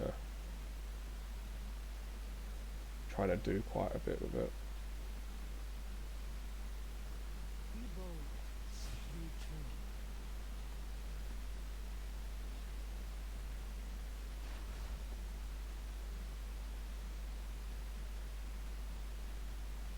That's the lowest thing I've got. My helmet's actually quite low as well. Why not increase it to that? And increase my weapon to Nephalit to that. I've got enough to increase something else, so I can increase my grips. Increase them, can't increase that, can't do that, can't do that, can't do greaves. May you find what you seek.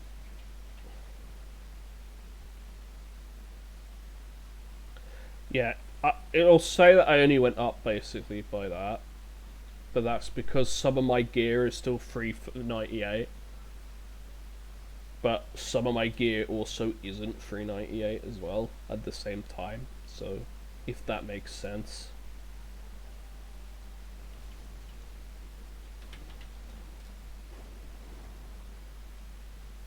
Join us, and we can see how your skills are coming along.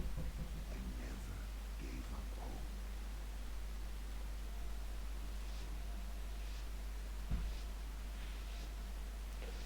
To be fair, all these Dragonflight things are like basically the ring challenges from like Spyro the Dragon. Which kind of also sucks because we haven't got a Spyro game yet this year. So I don't know if they're waiting until the very end of this year or they just don't want to release something this year. Which would kind of suck because it's Spyro's like it's either 20th or 25th anniversary this year. And it's like, come on, you've released 2 new Crash games within the last couple of years, but you haven't done anything for Spyro. The last thing Spyro got was the Reignited trilogy in 2018, 2019, I think it was. One of the two. Excellent work. I can see that the two of you will soon be formidable competitors. So to me, it's just like, bruh, what the hell, what the heck, basically. As Scythe would say, what the heck. I'll have a look at the thing that he sent me in a minute. It's to do with Pokemon Go. I'll check that now. It's basically to do with Pokemon Go because there's an event coming up pretty much. So we've got like an event for like what do you call it, the Christmas. So we're gonna have like it's gonna be like ice Pokemon. It starts at 10 a.m. ends at 8 p.m. Oh, okay, so it starts when I finish work. Okay. Yeah, no problem. That's zero issues to me. I mean, I finish work, I can just go around and play Pokemon Go for a couple hours.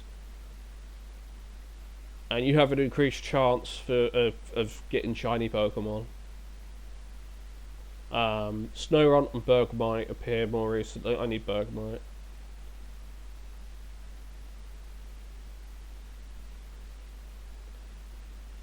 Task focus on your Pokeball ball throwing accuracy will be available. Oh god, so if it's going to ask type research, catching ice type Pokemon to complete 10 sets of research tasks, encounter 40 Cryogonal in total. And you have a paid time research that is identical for the free time research and 40 additional encounters. Okay. I kind of want the Frostlass. I want Frostlass from Glalie, so. And I need to evolve. I need to evolve my Bergmite anyway. My issue is I need to get some coins. So I need to get 200 coins so I can increase my my carry capacity for Pokemon. Because I'm basically out of space. I can carry 400 Pokemon, and I'm basically out of space from like all the new stuff that's been added. Considering you can't ditch shinies you've already got. So if you've already got shinies, you can't ditch them. You can't trade them. You basically that's their way of basically forcing you to have to buy new more space to catch more Pokemon. And you also can't get rid of like you can't get rid of like so because like you usually get rid of Pokemon to like you usually transfer Pokemon to like get more candies in that game to the professor. You can't do that with certain Pokemon. Pretty much. You can't do it with anything that's considered mythic legend. You can't do it with anything that's basically mythic or legendary. You can't because they're really powerful, so they don't want you to like have an easy way to like farm candies. So I've got like five what do they call it? Guzzlords, which are Ultra Beasts. And I literally cannot do shit with them. I cannot get rid of them. They are just taking up space, and all my shiny Pokemon. Like I've got loads of I've got a couple of quite a few shinies from like a prior event that happened. It's like I can't get rid of them. I don't have the space to like keep them or get rid of them, and it's like tough shit. I haven't got a choice. I gotta keep them, so I have to buy more space. I'm basically told either grind for more space or, you know, tough shit, grind for more space, or don't grind for more space. Or pay for it, you know. It's bullshit. It's bullshit, but it's the way that the game works, you know.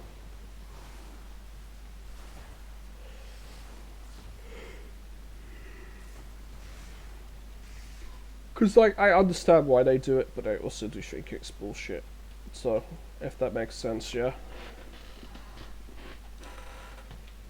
The good thing is in this, the good thing is in the next WoW expansion, we are actually going to get, basically we're going to get dynamic flying, which is basically just dragon flying for all flying mounts.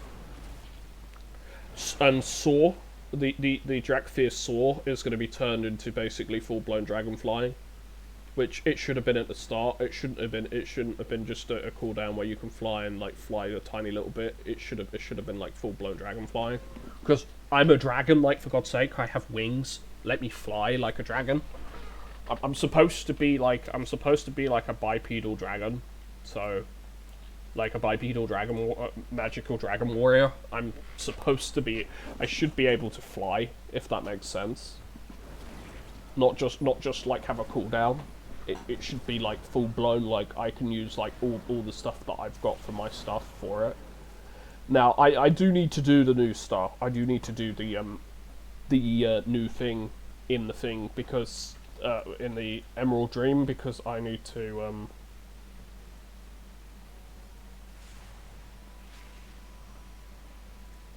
because I need to get the last flying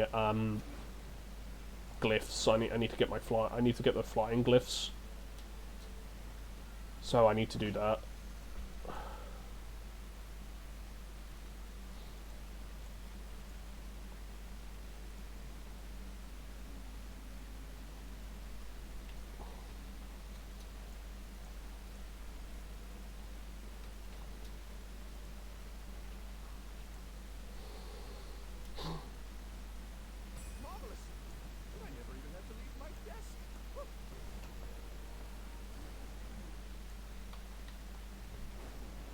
Yeah, what did they do for you, mate? My issue is that I have to do a load of extra stuff for 1500. It's very easy to get it like the first couple of times while you have while you actually have quests available.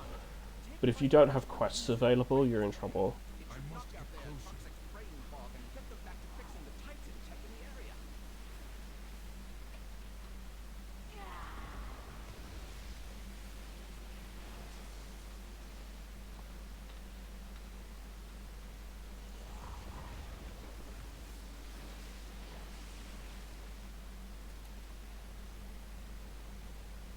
Too far away.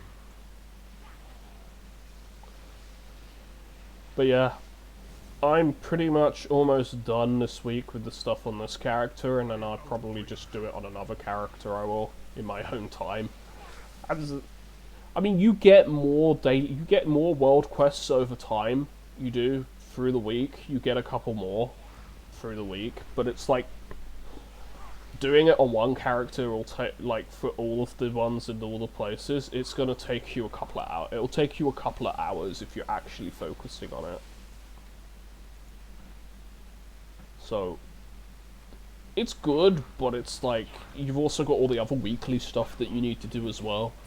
Like, for me, I haven't been able to do a lot of the weekly stuff, so pretty much, Go back to normal. Whatever normal is. I haven't been able to do, like, open the Great Vault to get, like, gear and that, because I haven't been able to do a lot of the, what do you call it? Things in the uplands, but we chuck stink bombs at the parents and then go right for the eggs. Because I haven't been able to do a lot of the, stuff that is required for the Great Vault, which would give me, better gear rewards, pretty much. It's mainly because of,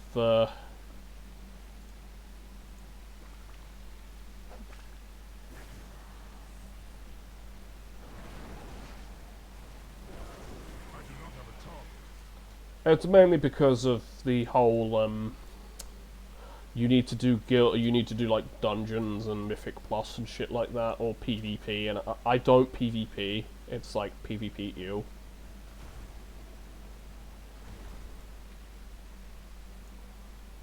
Younger me used to PvP. I used to PvP in this game, but I won't touch PvP these days because I do not have the, I just don't have the reflexes to do PvP, and I don't have the, it's not patience really, it's more the fact that I just don't like PvP in WoW.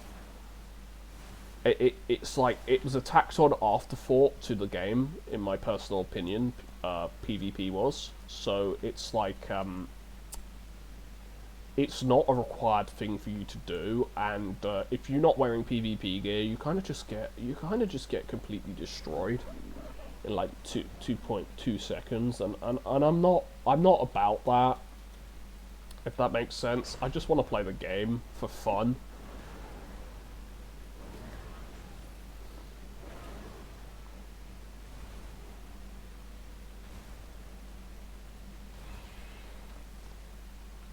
Yeah, if you hear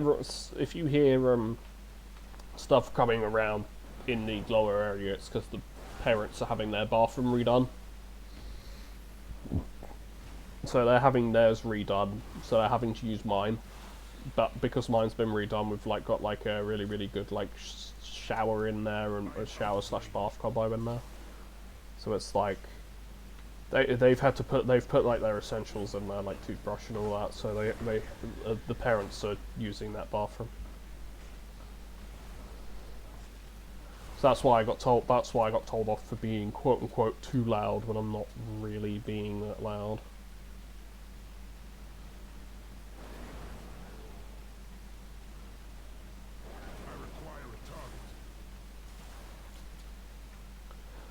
This is the problem. The walls in this house, unfortunately, are fucking paper thin.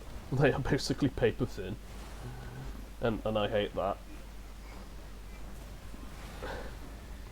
But if we wanted to change it, we'd have to like knock down every single wall and like have to redo the entire house, which is not going to happen. So it's basically try to keep my voice as low as possible. But it's very difficult for me, especially if I'm getting excited. because of my ADHD. This is the problem. This is the problem, especially for people with ADHD. It's being able to keep your volume at a particular. It's being able to keep your voice at a particular volume, because you're basically like fighting and straining against like being too loud because you're excited and that, as opposed to like, you know, everything else. Yeah.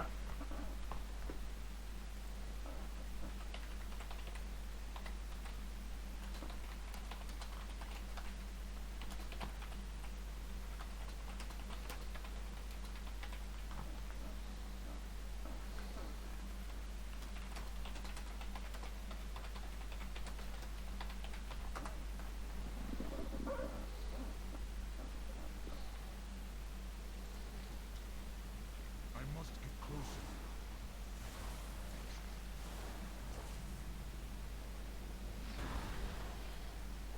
But yeah, I've said to my friend I preferably need to know basically by the end of by tonight if we're doing Warhammer this week, because he's not been feeling well, and I don't think it's physically well. I think it's just mentally well with him because of like, you know, the stuff that's gone on for him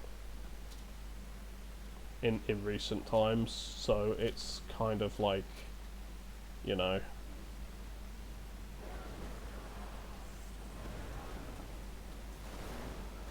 The road is clear. You did good work, Uplander. And with such a bad sniffer, you aren't bothered by how bad you smell. Really. But I'd kind of be bothered if I smelt bad.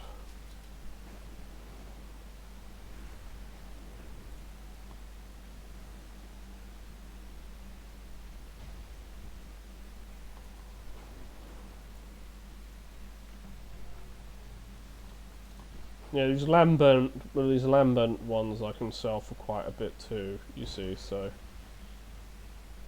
they're worth selling pretty much. Oh, that's gone too, damn it. I was too slow.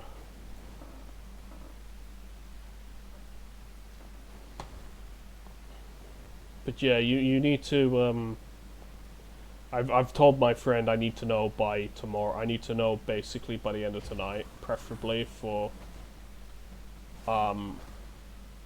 Wargaming Club. So if we can go, if he's up for it or not. Because like I need to. It's more, as I said, because the logistics of having to take my stuff with me to work, and then like, you know, everything else that comes with it. It's a pain in the back. Basically, it's going to be a total pain in the backside if I go and I've got no one to play. Pretty much.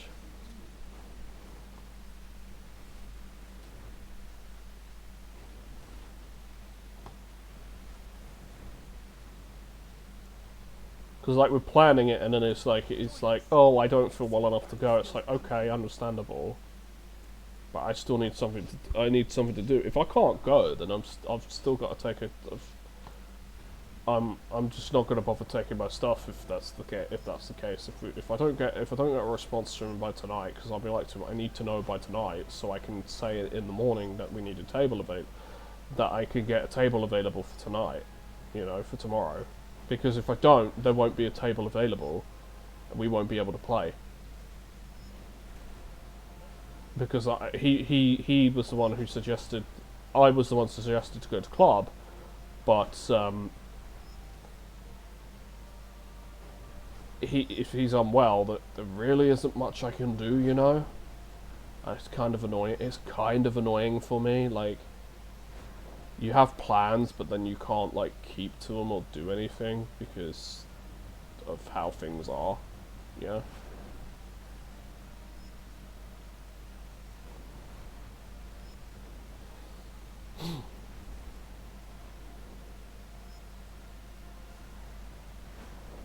And he's the one who's always like, I like keeping to plans. I don't like plans changing and shit changing like that. And I'm like, okay, dude, but you have to understand that technically you are doing that because, you know, you're not sticking to what we'd planned in the to do in the first place, anyways.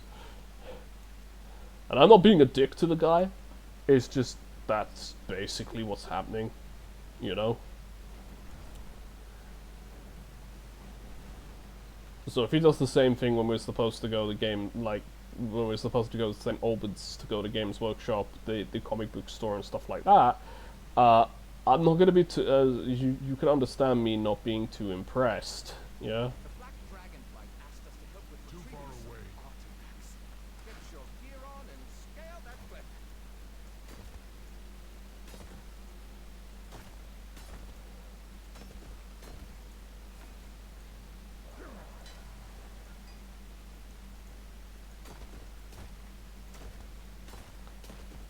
It's like I ain't ragging on the dude. It's like I understand he's going through a load of shit himself right now with like everything that he's going through, but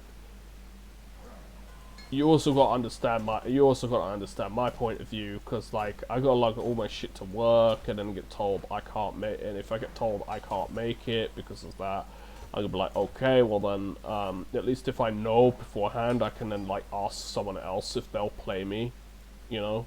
Yeah. If that makes sense. Because then I can turn around and say, can I play someone else for 2,000 points if they're available? If not, then I'll be like, okay, well, thanks for letting me know. At least I'm not going to waste my time, yeah? Because then I'll probably just come home. Because then I'd probably just come home and stream instead, you know? Maybe we can ask to borrow just a few of them for study. Just a few, not.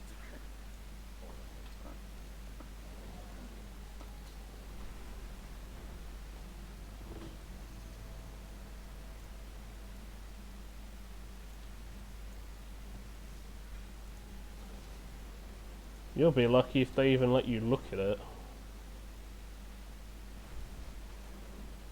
That's a lot of slimes. Let's find somewhere safe to contain them before things get out of hand.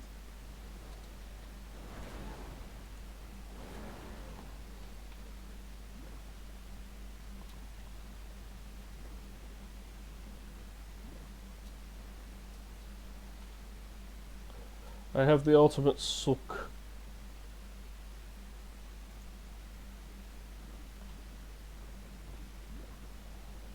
It's a slime sucker, so I'm basically just sucking slime up. I'm basically using the power of sook.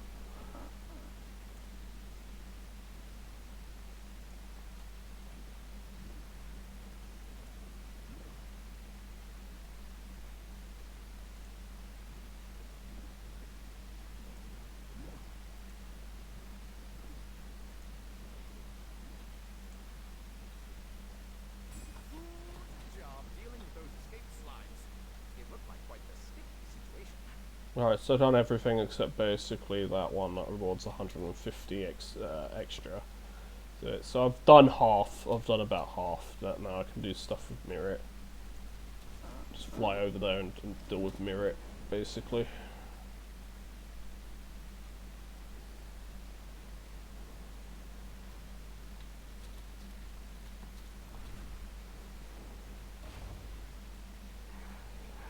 Are you serious? It's literally right here.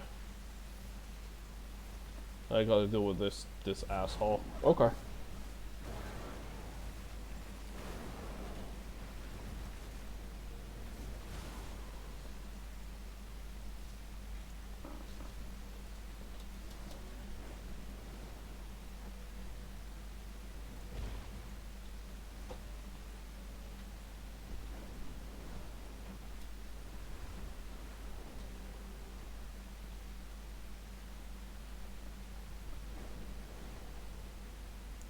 There's a chest up here that's supposed to be up here. That's here, called Fealty's Reward,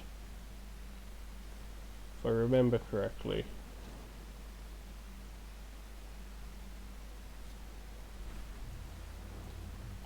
Yeah, it's that chest, but I'm not sure how to open it. That's the thing. So I haven't opened it, obviously.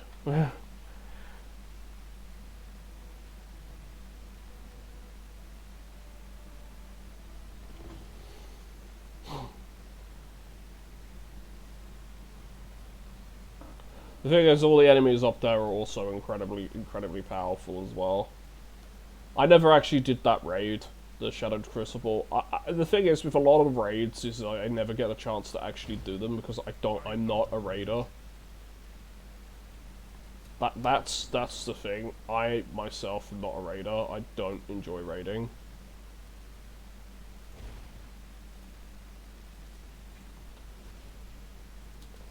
It's mainly because you have to do so much prep work in order to be available, to be ready to raid, and then you've got to rely on like about 24 other idiots.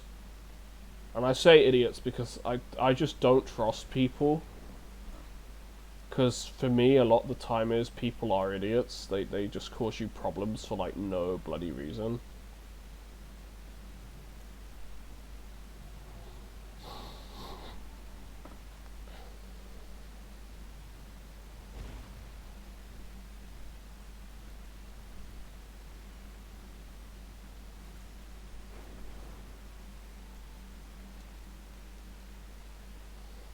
That'll at least get me on the road, so I can run up there. Okay, do that.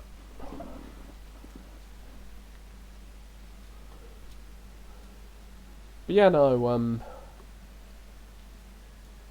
it's 11 o'clock, so I'm just gonna do the merit digs, and then I'm gonna stop because obviously 12 o'clock I've 12:20 I've got to be out the house so I can get to work for 1.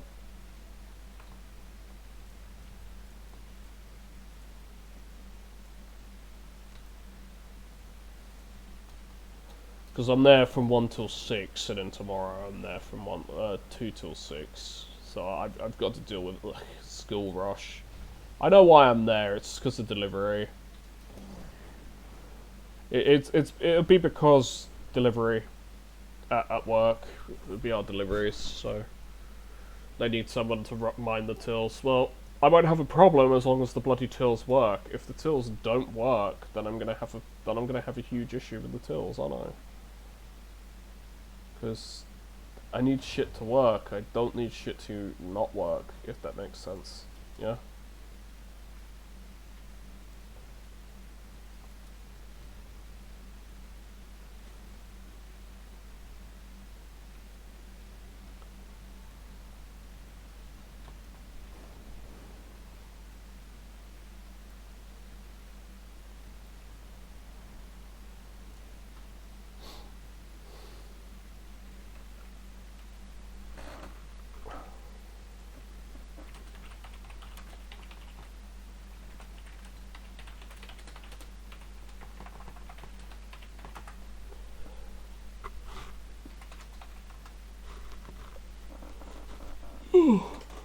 Ouch. But yeah, in Pokemon Go, that event should be very easy for me to do everything. Oops. Oh, come on, move, stupid thing. Quit crashing into everything. Quit making me crash into everything. Ugh. So I've got like all my stuff that I need to paint up here, like over here next to me. Oh, it's adamant time as well. So we've got adamant time, which is 11th to 15th. It ain't 2016, but Pokemon originally discovered in the Kanto region are inexplicably roaming in wild large numbers. You get 3 times XP for catching Pokemon. Nice. Commonly encountered in 2015 of roam in the wild. Well, the Krabby is one that I need. And there's also Ditto as well. Which one's that? The following Pokemon appear in the wild. Which one's that actually Ditto? Well, I need the Goldeen and I need Oddish anyway, so that would be nice. And Lucky Pokemon are also there from 11th till... if you trade a Pokemon that's been in traded storage since 2018, it's guaranteed to become a Lucky Pokemon until the limit is reached. This change is permanent. Nice. I didn't play back then because I couldn't do it. Following the Pokestops showcases that. Okay, so you're more likely to get Bulbasaur, Charmander, and Squirtle. Well, I don't really need any of them except Charmander, except really the free to power them up. Some trainers might even encounter Dratini. Yes, nice. Dratini, give me 5-star raids, Zakron, Mega Raids, Ulterior. Nice.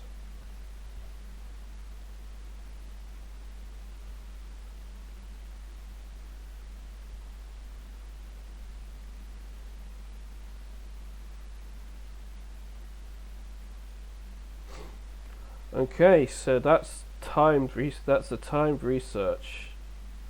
So I can earn free rewards instantly to catch up on XP. That means that's nice. Catch a friend with timed research.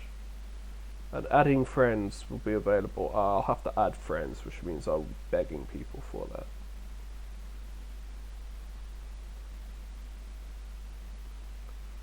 I ain't joking about that. I will be begging people to join to add me on Pokemon Go, pretty much, for that.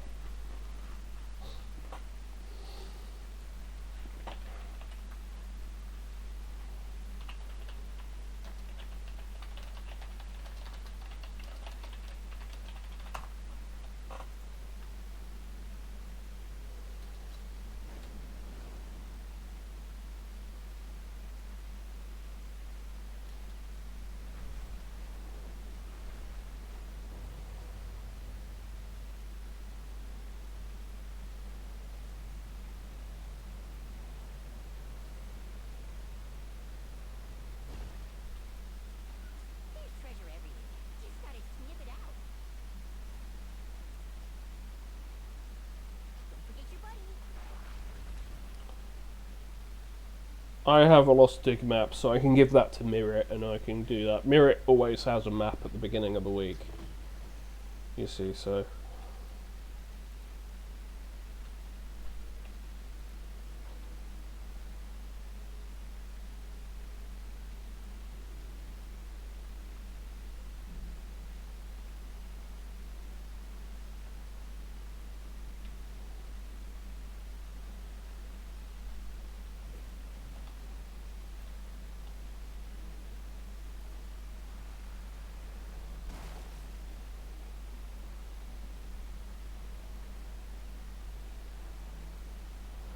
So basically I have to, it's a puzzle, I have to dodge these fireballs and grab this key fragment, you see.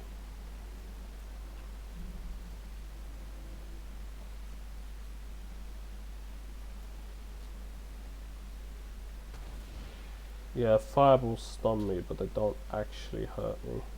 How can I help? Now I can use that, and now I can use Mirrit to put him down on the pressure pad. Just gotta sniff it out. Grab that, and your frozen key will be on this side, so I've got to, well, I can only take a few hits, by the way.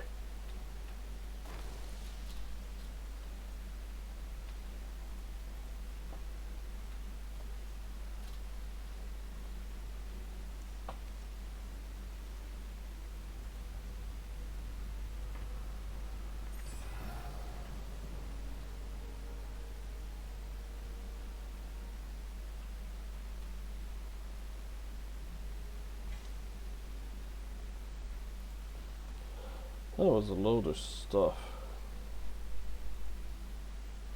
Let's get out of here.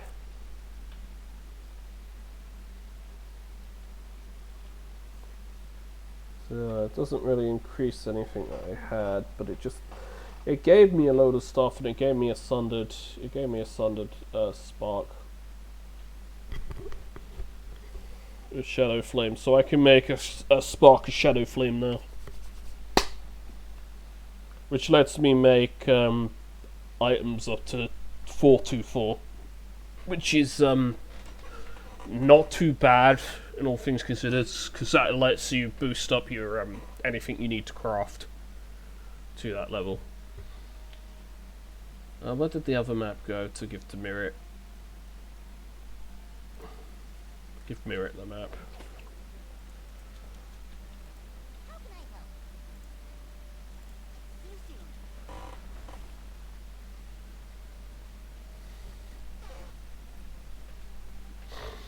I like doing these little things because they actually give you quite a lot of like resources. Liar's a spirit.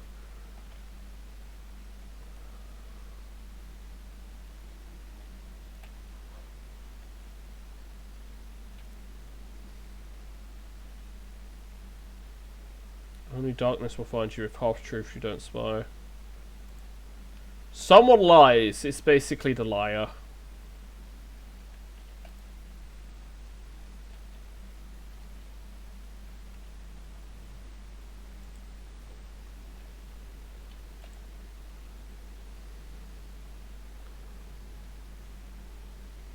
Seeks darkness at any cost. The warrior statue with dual axes. That's the archer. That's the sword. Yeah, but he's got swords, not axes.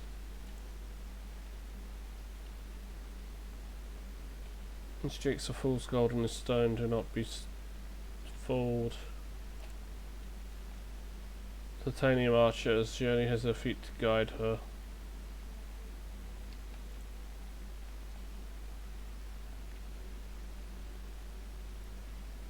Lie will be clear.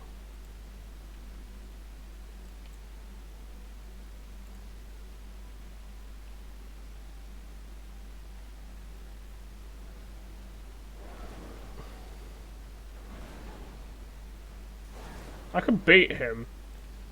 Slops don't get hit with shit like that.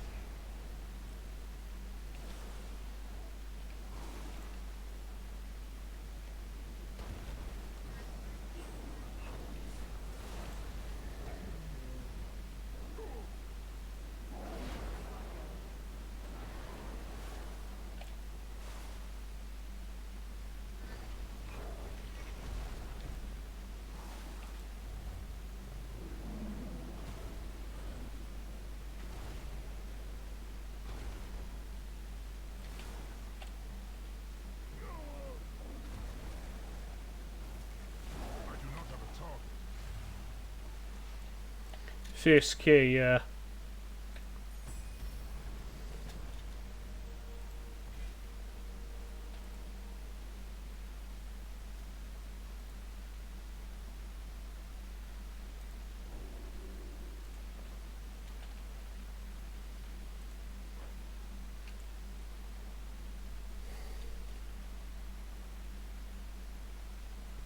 I need the designs of bone. Where can you get another one?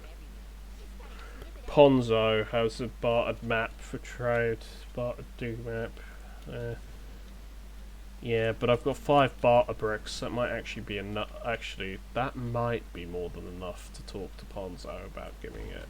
You know, Ponzo has this giant fucking retarded hat though. Him. You want it? Bet we got it.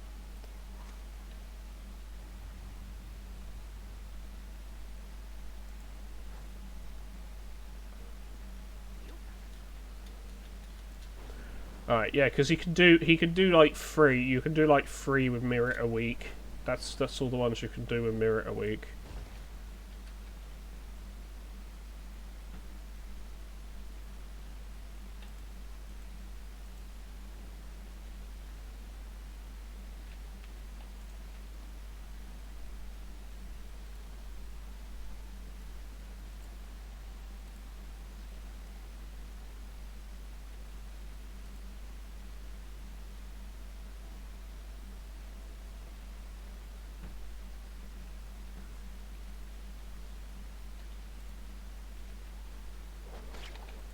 How can I help?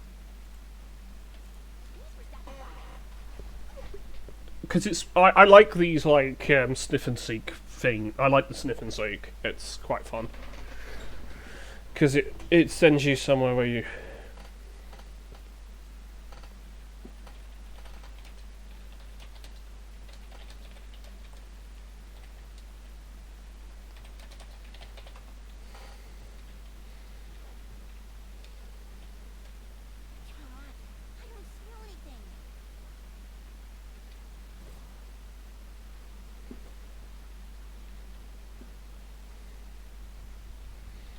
I guess I have to smash the machine.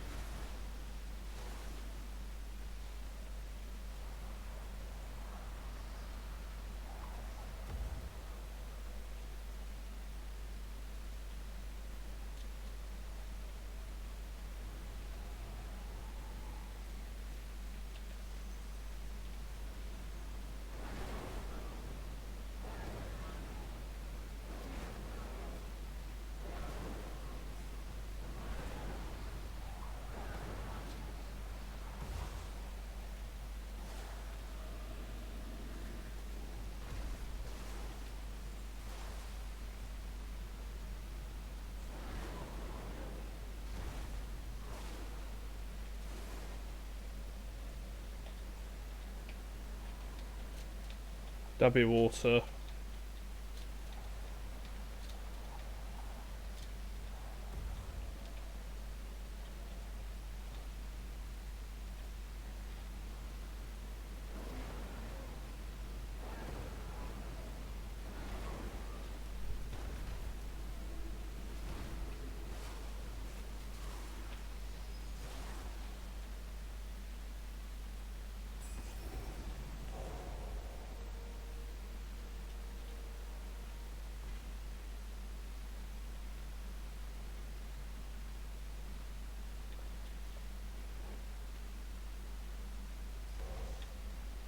There's treasure everywhere. Just gotta sniff it out.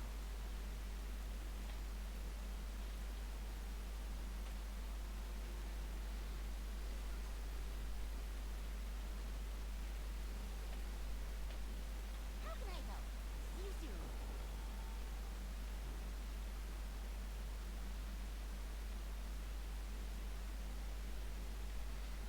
Yeah, but I've only got like I need to do some more dailies and some more other things that are going around here, which means yeah, but I don't necessarily have time for that shit. I'll go to Valdrak. I'll go back to Valdrakken for now, and I'll sell off all the stuff that I got. So then I can collect my gold when I come back home. So there's that.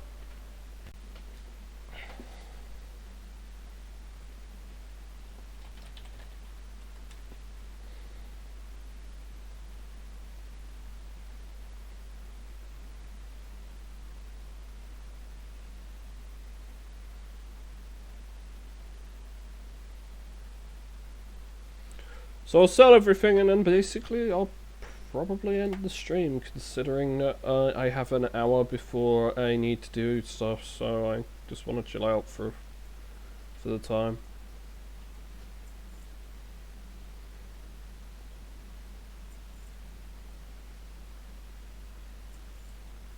You know, I'll keep that for when I have enough stones, so just in case. Enough flight stones for the thing, because I've got 130, so I can upgrade something I can.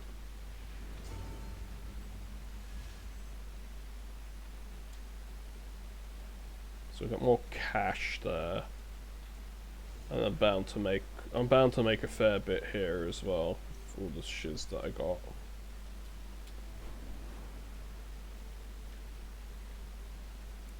If it sells.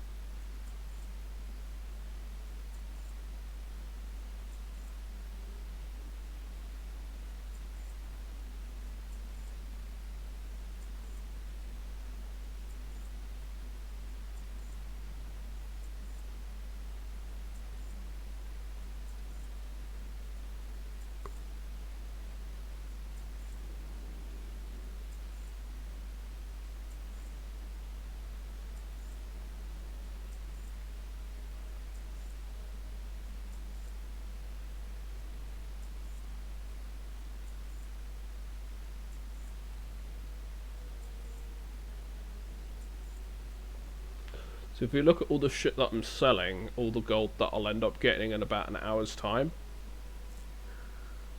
So all of it'll add up. It all adds up to something, so I can get a load of cash, basically, from that. So I'm happy that I'm getting a load of cash from that, because I need the gold to buy the WoW token. Because if I don't have to pay for the game for a couple months, that's saving me £10 a month, which is money I could put towards something. Yeah, I know, it's saving me money. But as you can see, everything I'm selling is adding up. I wish making money was just fucking easy in real life. Seriously. Because it annoys me with actually how difficult it is to make money in real life. It's like, you work your arse off and you get nothing. Ugh.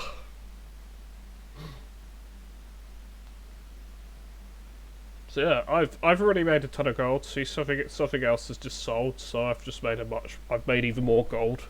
It doesn't all look like, I'll be honest, it doesn't look like a lot, but when it all adds up together with everything that you sell, that you end up selling, it actually adds up to being quite a bit of money. It ends up being a couple thousand easy. So it's like, it adds up, like, because when I was doing quests and stuff, it was like adding up anyways over time as it was normally. So, you know, it might not look like a lot of gold, but it adds up.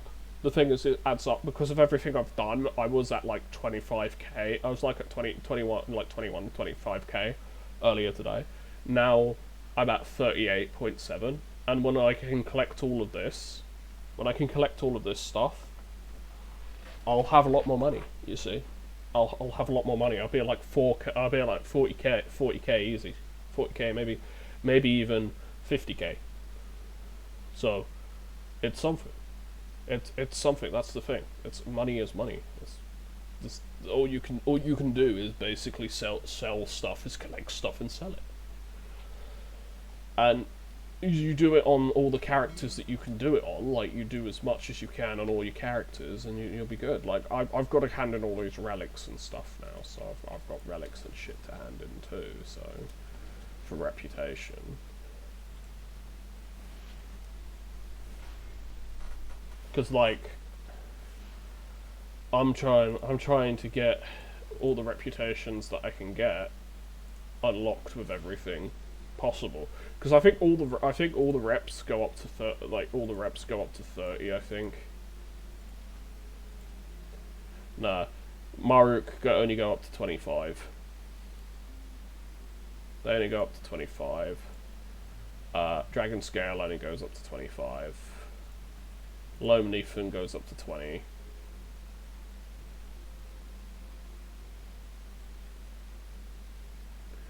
Dream Wardens I haven't unlocked yet, and I need to unlock them. But, you know, I'll do all that in my own time, I will. I need to take that timely invitation to Chromie anyway, so that portal takes me to the Time Ways. So that should take me, that should give me a thing to go to where I need to go.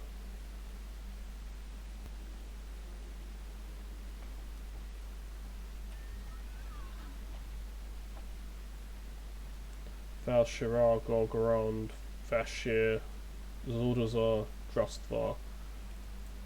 It takes you back to Valdrakken. It's like everything's here.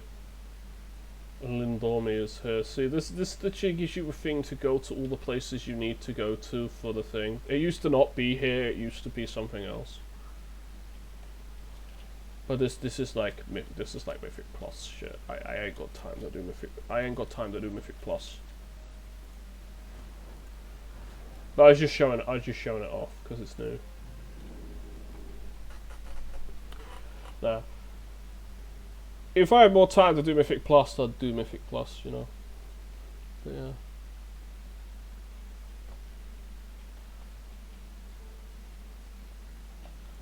They're talking about the adventure guide. I already did the adventure guide. I did the adventure guide stuff in like 2 days. I'm not even joking. I did this shit in like 2 days. Or like 2 characters. So for me it was like meh. Emissary of War means I have to do Battlegrounds. Ew. Gross. I don't want to do Battlegrounds. Little Scales Daycare. That's something I need to do. If I can get that done today, then I can do some stuff. And then I can get some more.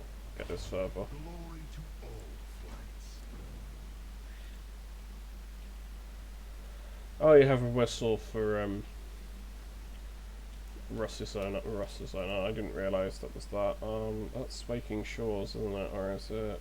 Where is it? O'Haran Plains? No, it's not O'Haran Plains. So that one. That one's Shaping the Dream Surge. I can do that later.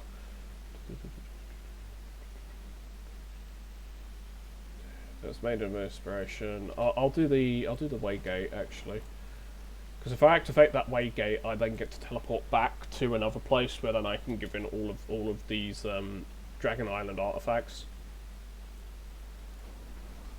So I'm ignoring stuff now. I'm doing quests. I'm going to clear my quest log out a bit as well, because the quest log needs to be done as well. Because it's all well and good having this item level, but I'm actually quite low level, because I think the actual item level in the game is the highest at the moment. It's like 460, 470, something like that. I think it's 470 after you've upgraded the raid shit. I think it's like 470, something like that. So it's like there's a lot. Basically, it's a lot. You need to get a lot, okay?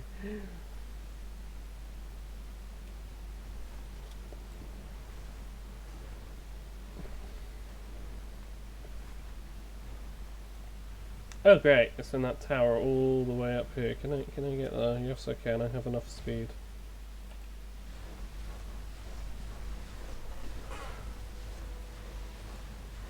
So all that does is it activates the teleporter that allows me to teleport up here.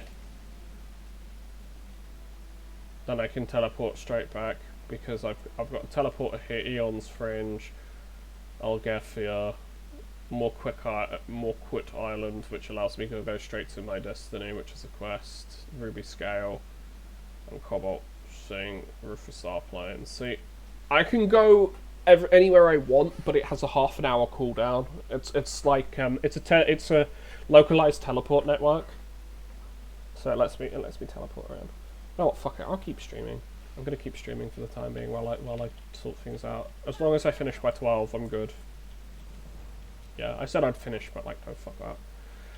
As long as I'm done by 12, we're good. Because I can't stay longer than 12, because 12 is literally my cut-off point where I have to actually like start getting changed for work and like pissing off to work.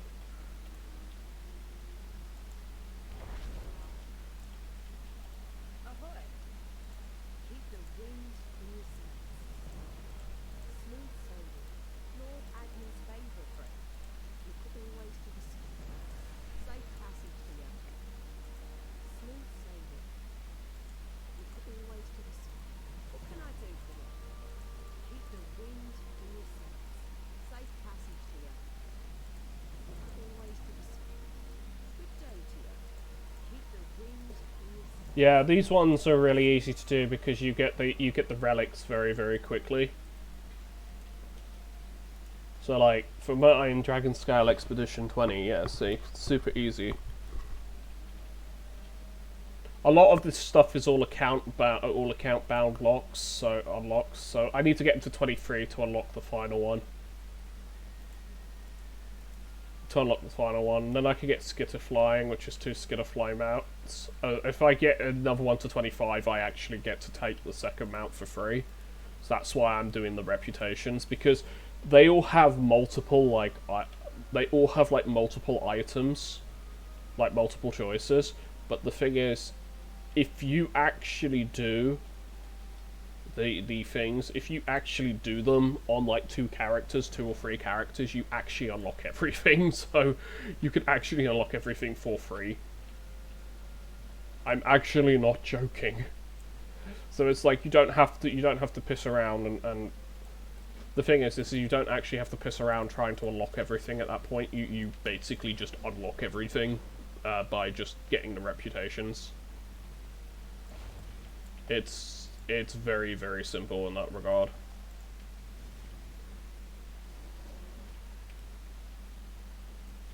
I'll see if people are actually fighting that war party, because if they are, I'm gonna go see if other people are gonna do that. Okay, you're annoying me. Going to destroy you. We can't see anything. I can. I can see a dead bitch. Die, bitch.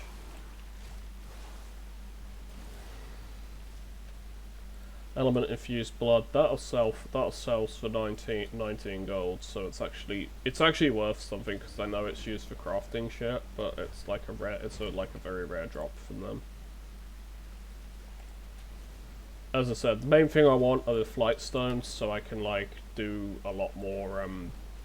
I can upgrade my gear further. The better thing is once my gear is upgraded further, the stronger I am. So the easier just in general everything becomes, like, content-wise.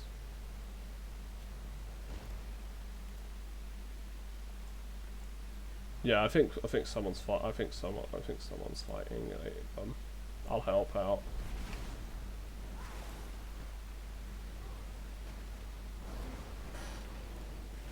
You're not gonna hit me with that. That's not gonna happen.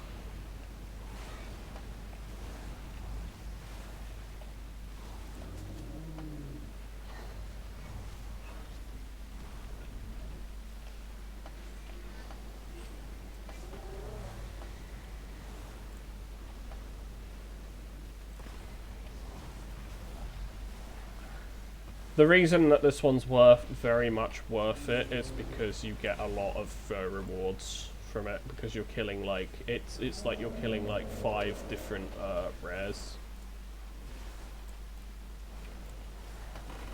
They're like 5 different elite rares, so you get a decent reward from it from all of them.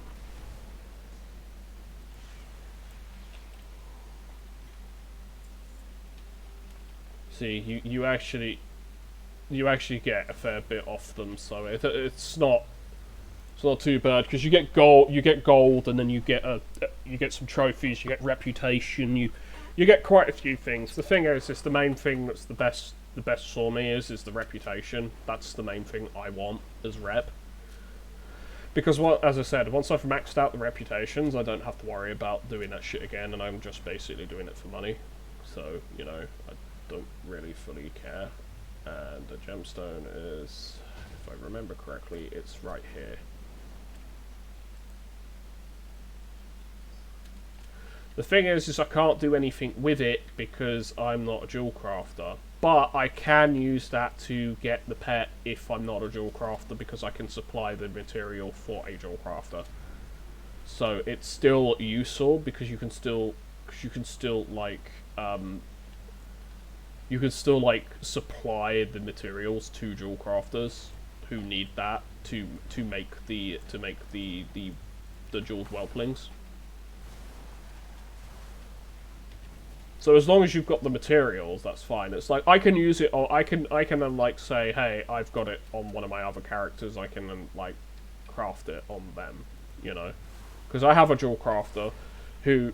You get the every time you basically get one of them, you pretty much are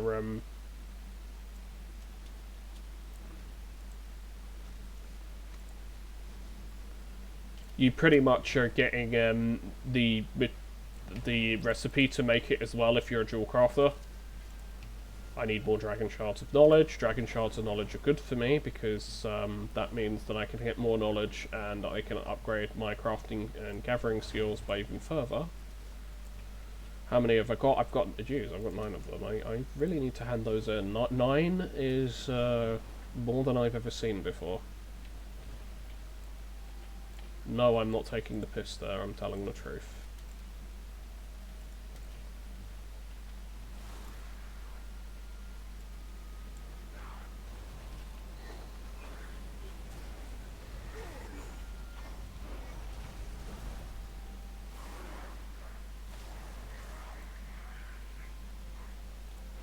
There's beer. It's a treasure. If you haven't got it before, it's you drink it and you get drunk from it. Basically. Oh, there's disturbed dirt in there too, huh? Is there? I didn't even see that there. Okay, well, I'll take that too then. Because there's more gold for me. Gimme money. But yeah,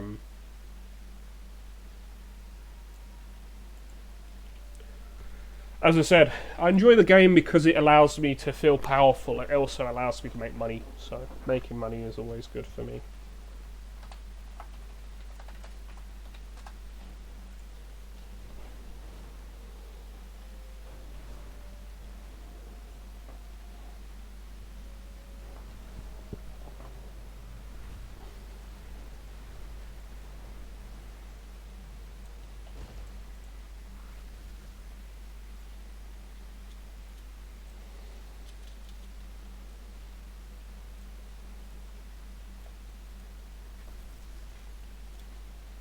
But yeah, anything that's giving me gold is basically #1 priority for me right now in the game. Making money is my priority. But that doesn't seem fun. It's fun for me, as I've said over and over. My idea of fun is completely different to everyone else's idea of fun.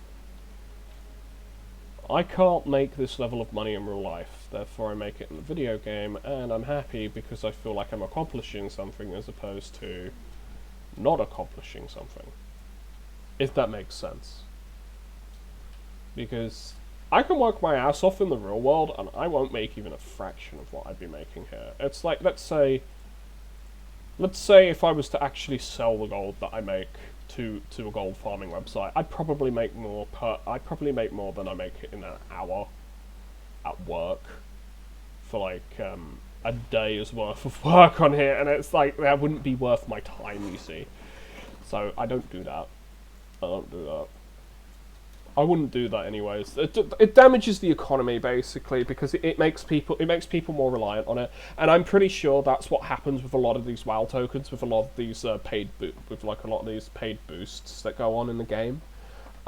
Pretty much you've got a lot of people who do the paid boosts pretty much, and like to get runs in dungeons and. Well, to get runs and raids and stuff, so that they can get all the loot. So they basically buy a WoW token and they exchange it to gold. And they basically exchange it to gold by selling it and then giving the money to people to the guilds. And we all know when there's a large amount of money. There's a huge amount of money in a place. Someone is and this is like every business. This is every business. Some asshole's always going to be skimming from the top. They'll always skim from the top, and they'll always sell a certain amount of the top that they've skimmed off to either other people, like flat out over Discord, or they'll sell it to a gold selling website.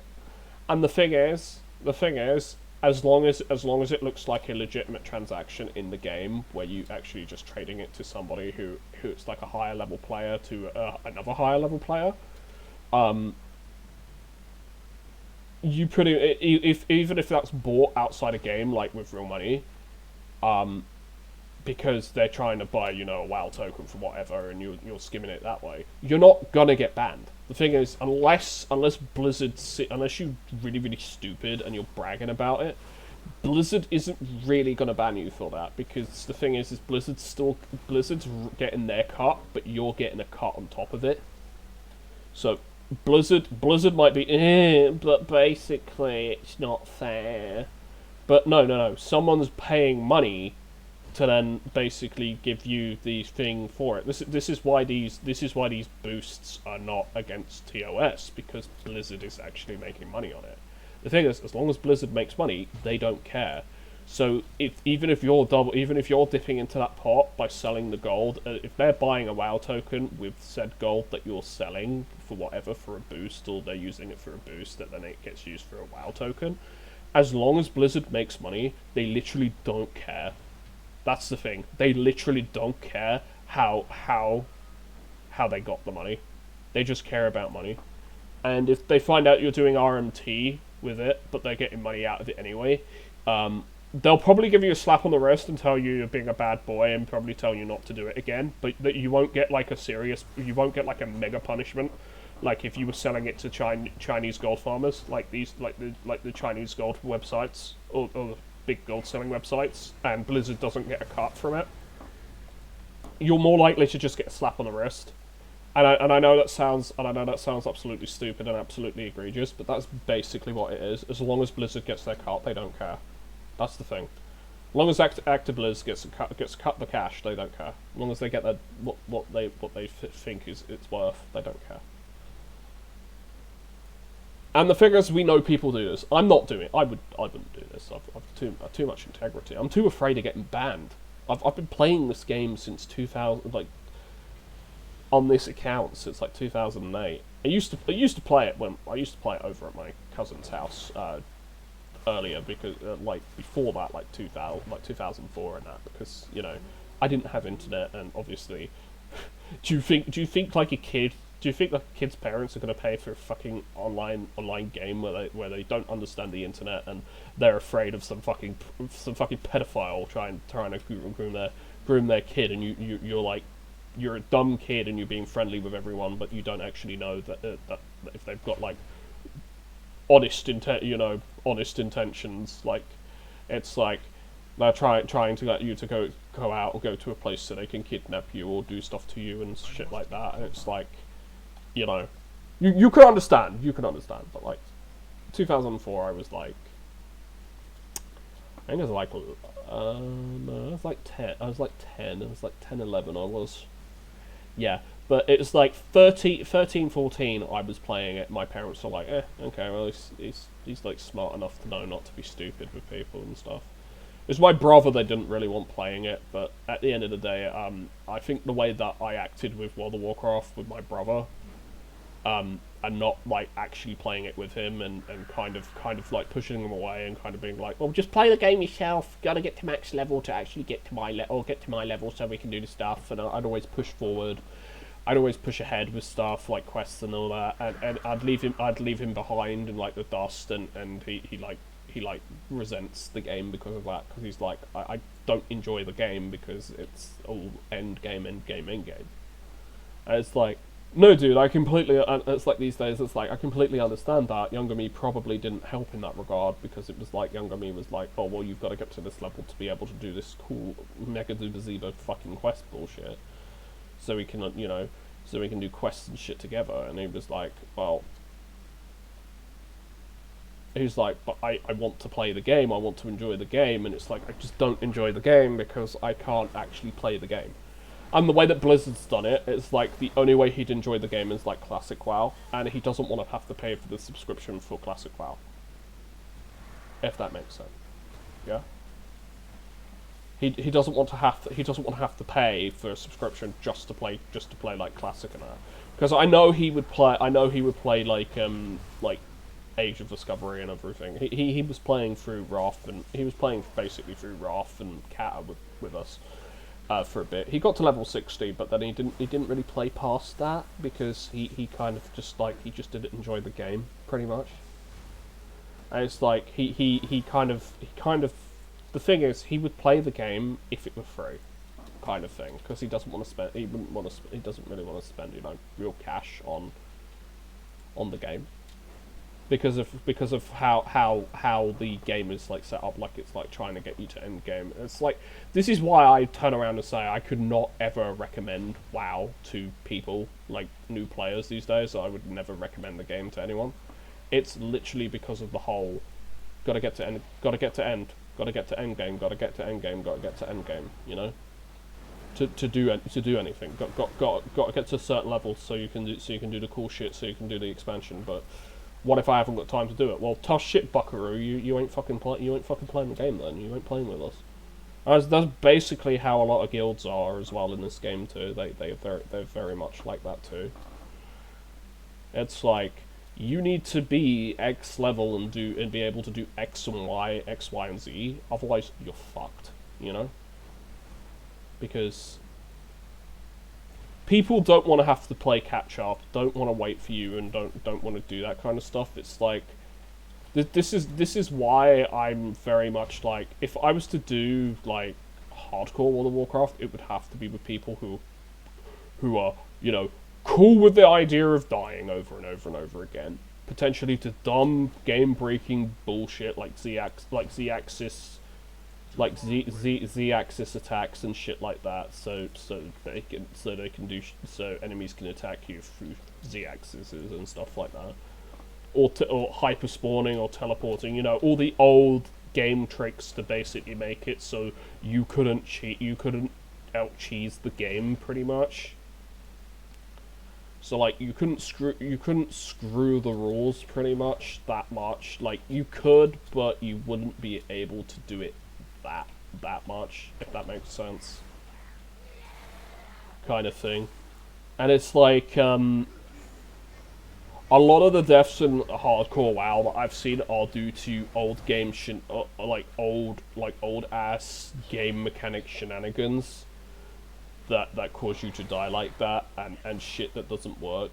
It's like there's a bridge in one of the zones which basically you will just fall through the fucking bridge on one side because it's not actually completely solid. It's not like completely rendered solid on one bit.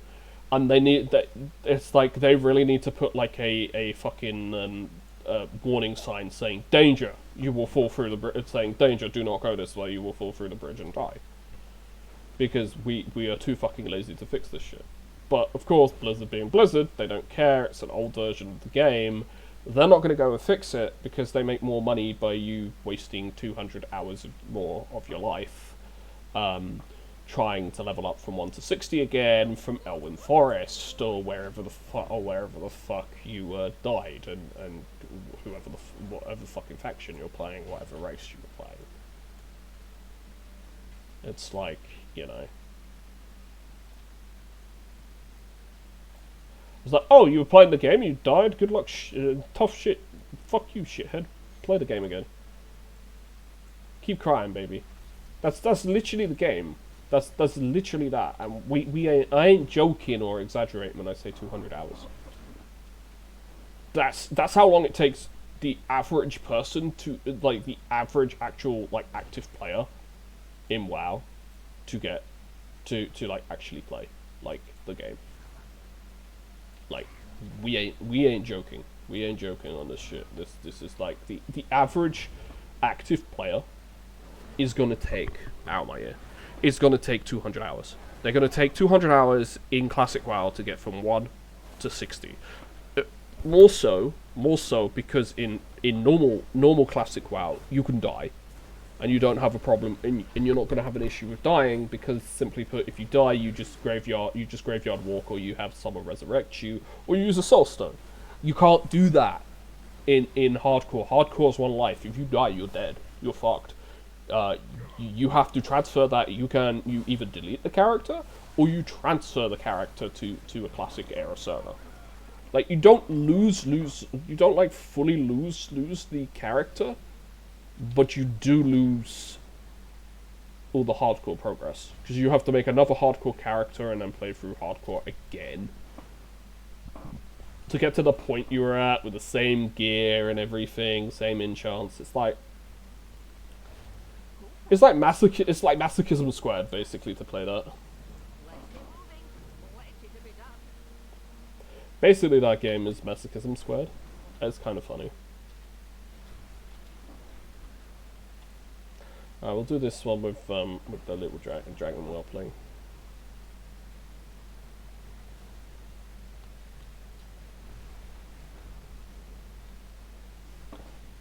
We'll do the quest with the well playing. Because I'm trying to finish the daycare. I am actually trying to finish that daycare quest line. Also because it gives you flight stones, so it's like you have like one or two quests a day that you can do with that thing until you catch up to the furthest point that you're at with your characters. And this is the furthest point that I'm at, so with all my characters I can go about this far in about 2 days, pretty much.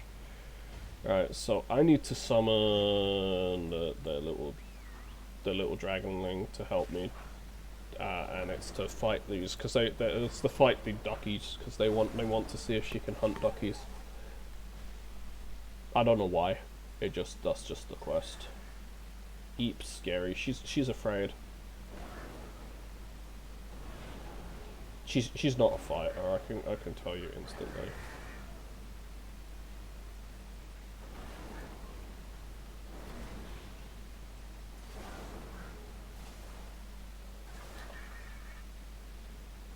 Yeah, she would not last like 2 seconds without me. Couldn't. I was an idiot. I didn't get out of the fear. Yeah, this is the problem with some of the enemies. They actually did that. She ain't a fighter. that's clear. She was scared. She was scared of me playing chase with her. Yeah, it's coming towards you. It's a duck.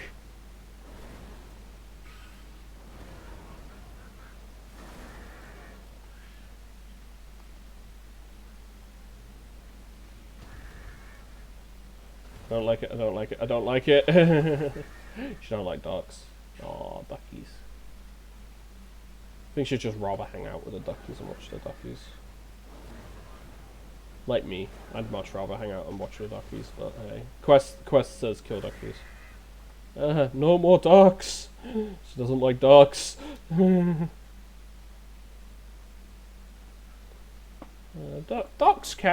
Ducks can be scary if they all mob you all at once because they're angry, but in most cases ducks are cute. They mainly just want food and cuddles. That's my experience with ducks. They just want food and cuddles. Mainly food, but they'll accept cuddles too. Get ready for work. Yes, but my work starts at 12. I need to get ready by 12:20. So it doesn't really matter if I stream for a little while longer. As long as I like stop 10 minutes before, I'm okay, dude. Secondly, it gets me more viewers. And yeah, it gets me more views and we can watch for longer and other stuff. Yes, I am smart. As long as I'm out by 20 past 12, I'm okay, dude. So there's like no need to actually worry. I am keeping an eye on the time. Like, I'd much rather prefer to be here all day and like stream all day, but like I wouldn't make any money. Like I'd make like barely any money doing that. I'd make like a pittance on ad revenue. Like, I'd rather sit here and enjoy playing the game all day, but like I can't do that. I have to go to work, unfortunately. And the main reason is because work will actually pay me. Twitch does not pay me. This is the thing. This is the thing, kids. Twitch does not pay you. You all want to be the big Twitch streamers? Pro tip. You might actually want to look into actually getting a proper job. It's a lot less stress for you. Up for an adventure? And I ain't saying that to be a dick. I'm telling you it as a friendly piece of advice. Time for the hunt. Go well. Trust your eagle eye. I'm saying it as a friendly piece of advice. Don't try to just become a Twitch streamer. If you think you're going to make all the Twitch monies, you are sorely mistaken. You will be making pennies on the dime at most. That is the likelihood of what you will be making on Twitch. You will be making pennies on the dime, and I'm not kidding with that one. That's how bad it is for streamers in most cases. You don't make jack shit. It's like, I'm close to getting a Twitch payout. Do you know how long that's taken me to get close to getting a Twitch payout again? It's taken me like a whole fucking year to get a Twitch payout again. And that's not for me being lazy, that's basically because I don't stream 24/7 and I haven't got the ability to like sit here and like stream every single day. Even if I did it, if I did it every single day for like 2 hours a day, like 2-3 hours a day, then I'd actually have an audience, and I might make a little bit of cash here and there from like ad rev and some follows, Mainly from a couple of subs, mainly from a couple of donos, but or some bits from cheering. But the thing is like, at the end of the day, you don't make anything on Twitch. It's like Twitch is so bad for making money, especially if you're like a tiny little streamer. Like if you're like me, it's like this isn't. I don't even make a blip on the radar. You see, I could literally be streaming hardcore porn, and they wouldn't. And a lot of the time is they wouldn't care, as long as I wasn't doing it when mods were around, like Twitch mods. Not saying I'm actually going to go and do that. I'm just saying a lot of the time is like they don't care. Twitch doesn't care what small timers do, unless you're costing them money, or like grossly violating TOS. They literally don't care what you do, because you're not even worth a second on their radar. It's if you're doing something illegal, yeah, sure, you'll be banned. If you're doing Gamba, you'll be banned. You do any Gamba stuff, you get banned. You do anything against TOS, you'll get banned in like 2 seconds. But if you happen to be like someone big and make a mistake, the worst you get is like maybe a slap on the wrist, and you get like a day ban. You get a ban like for 3 days. Someone like me gets a flat out 7-day ban. Like would get like a flat out 7-day to a month ban if I violated TOS, even in the smallest way possible, and Twitch got heard of it, and it cost them money. But the funny thing is anyone who gets banned is actually costing Twitch money, so it makes 0 sense for Twitch to actually ban anyone, because it ends up costing them money, because you don't get revenue from that streamer, because you're not getting Twitch primes, you're not getting Twitch subs.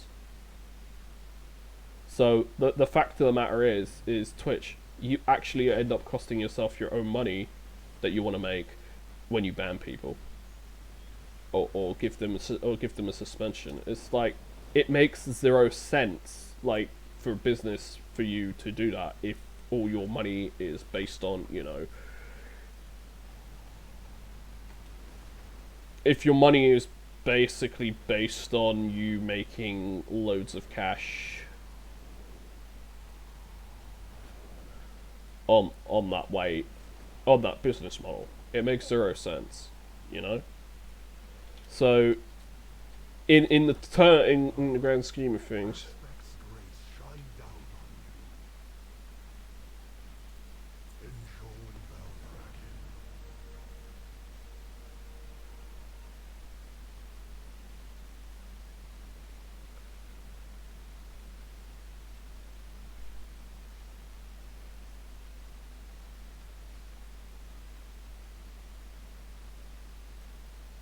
The city awaits your return. I need to destroy it. Yes, the magic runes. They've turned playtime into. I need to get rid of their runes now. You can't blame them though. They're little things. Oh no, he's throwing toys at me.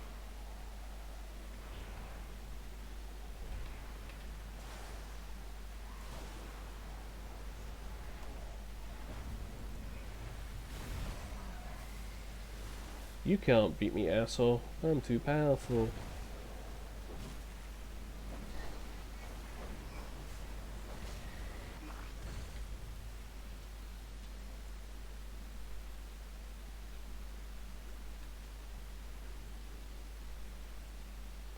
Providing paper would satisfy that interest, but clearly not.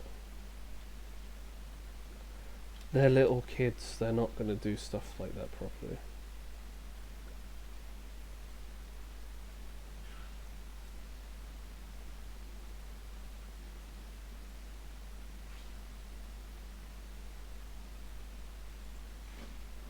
She's playing hide and seek.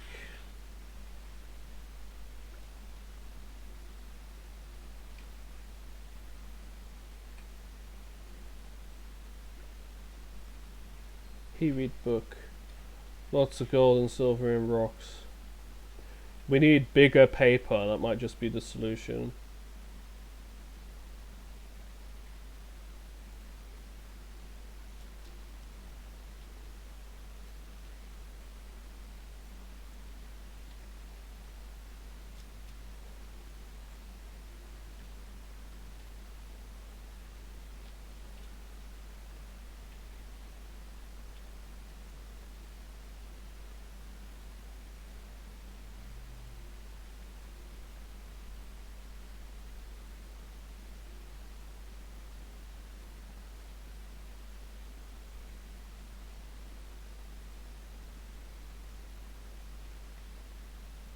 Yes, I have to help the little baby dragons with flying as well. Because we've ended up, unfortunately, popularizing racing too much, so they want to do it. All they want to do is race.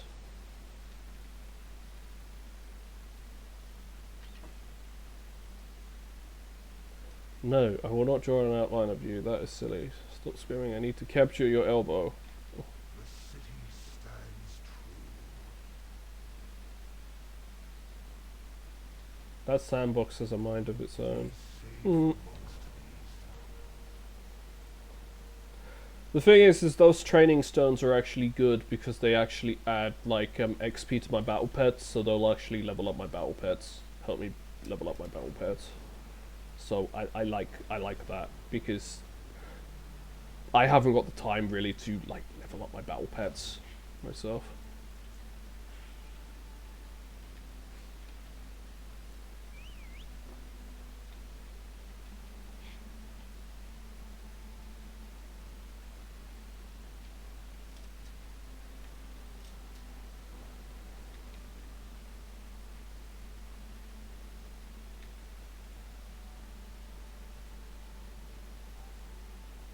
Yes, I gotta find the little dragons.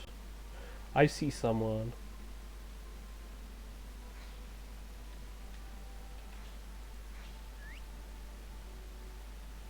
That wasn't a good. I need more practice. Yes, you need more practice to hide.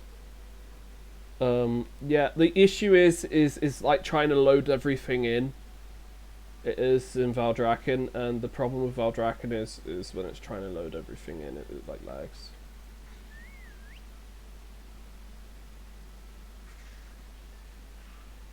We have to come back. This place is so cool. But yeah, anything extra that I've got as well, I will be selling as well, and then basically looking at the time, I got to head off. As I said, I have been a little sleepy dogs.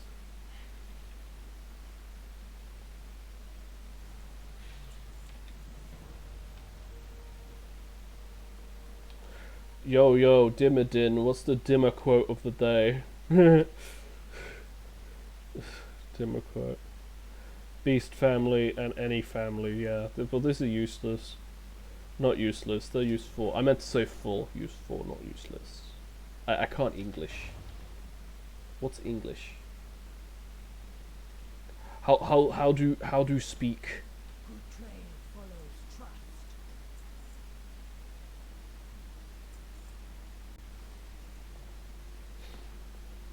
How do speak? How do English?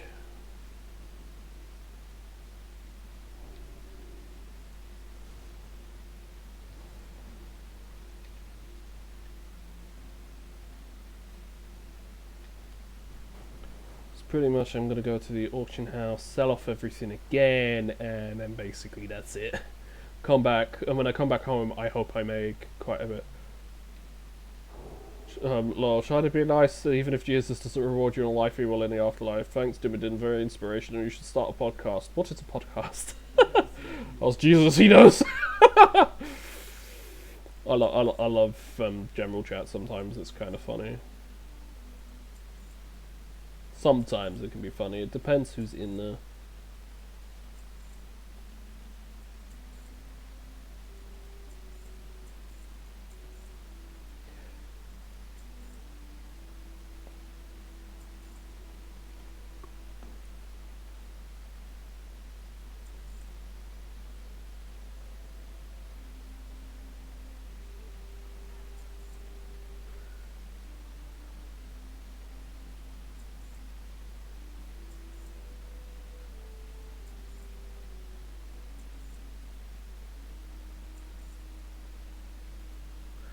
Okay, that's sorted. I'll put anything that I can't use straight into the bank anyway, so I always got my stuff. Wingcrest battle staff. I think I can sell that the Wingcrest battle staff as well. We'll put that on the auction house. See what happens. Our flight has much to offer.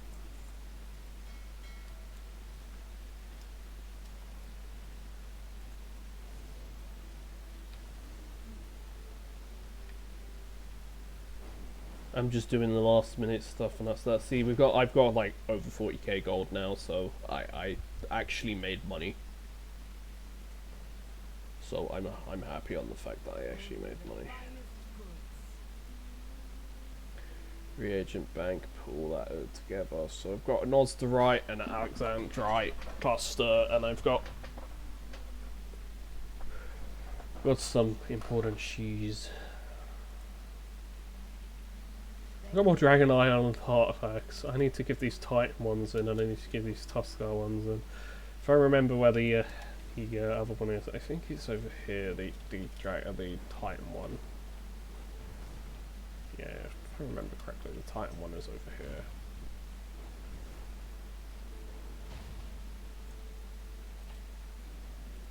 Finest goods in the Isles. You'll find nothing better in the Isles.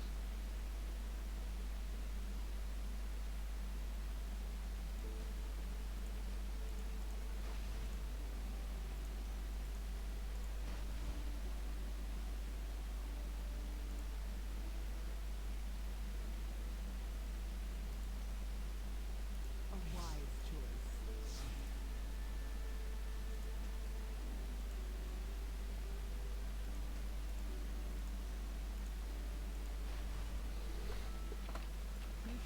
Alright, so that put me to 423. That's quite nice actually. Just from doing stuff. Just for doing basic stuff. I have two characters who are like at that level, round about that level. It's like not super. I'm not like super duper powerful, but I'm more powerful than what I was. I could probably increase it if I buy a couple of bits of gear on the auction house real quick, like the ones that I've got like that are like really low. So I might do that real quick, buy those, so then it's easier to make more gold. As I said, 20 past is when I can leave, and I know I keep pushing it back, and I know I'm playing with time, but I can get out the house real quick, so I wouldn't worry too much. So that's I need a better ring, so I need armor, filter, upgrades only, search, Windwolf, pets, Windwolf, pets, back. Don't need a scepter.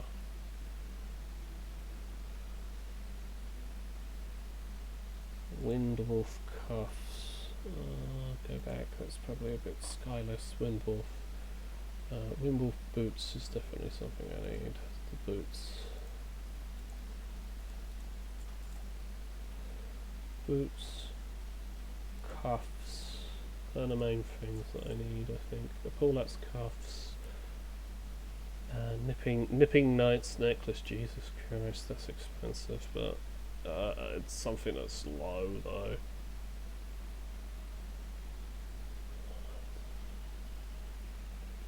Because the ring as well, I need a ring as well, but my problem is with the ring is that I can't, there's like no rings that are like better than that, so I just have to get like lucky and buy another ring that's like not the Dreambound loop.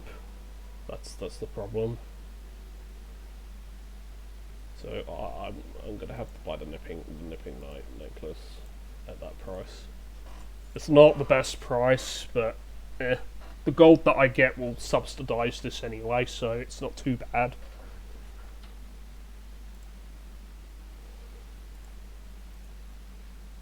Yeah, see, Daydreamer's glimmering ring. I can't afford that.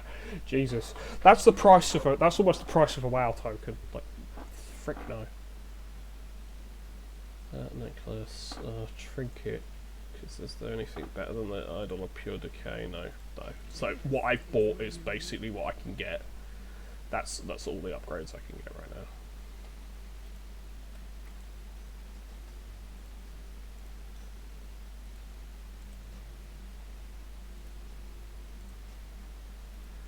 (26), 27, 427. Equipped 426. Yeah, piss off, game. That's not true. That's not true at all.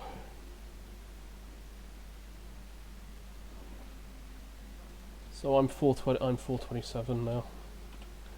I think that's actually the highest character I've got, 427.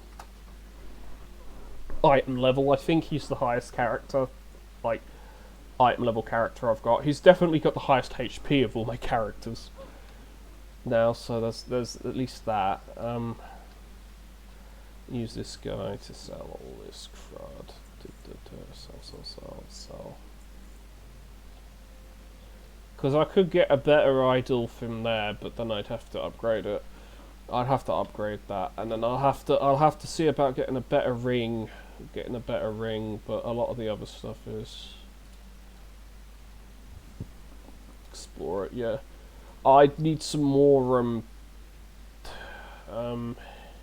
nipping night necklace. I might be able to upgrade that by 1 level. I've got 31 of them. I might be able to upgrade it by 1. If not, I've got to look into doing some other stuff.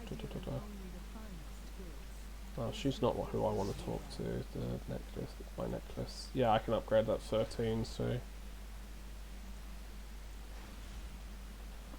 28. Windwolfy Paulettes would be the other thing to upgrade as well. So I'm actually now 20. I'm actually now 428. Basically, bigger number equals better, equals higher gear, which equals more power, which means you can more likely do shit.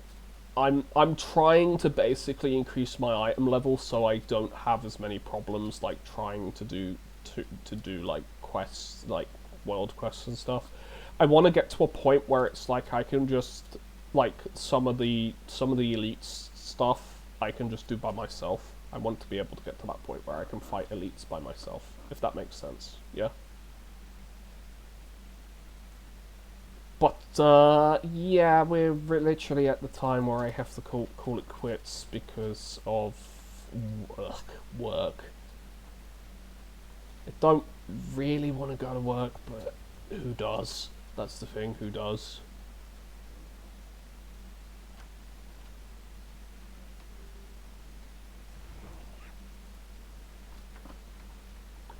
But I gotta go, guys, because I gotta get changed and shit. So, see ya. Thanks for watching. Bye.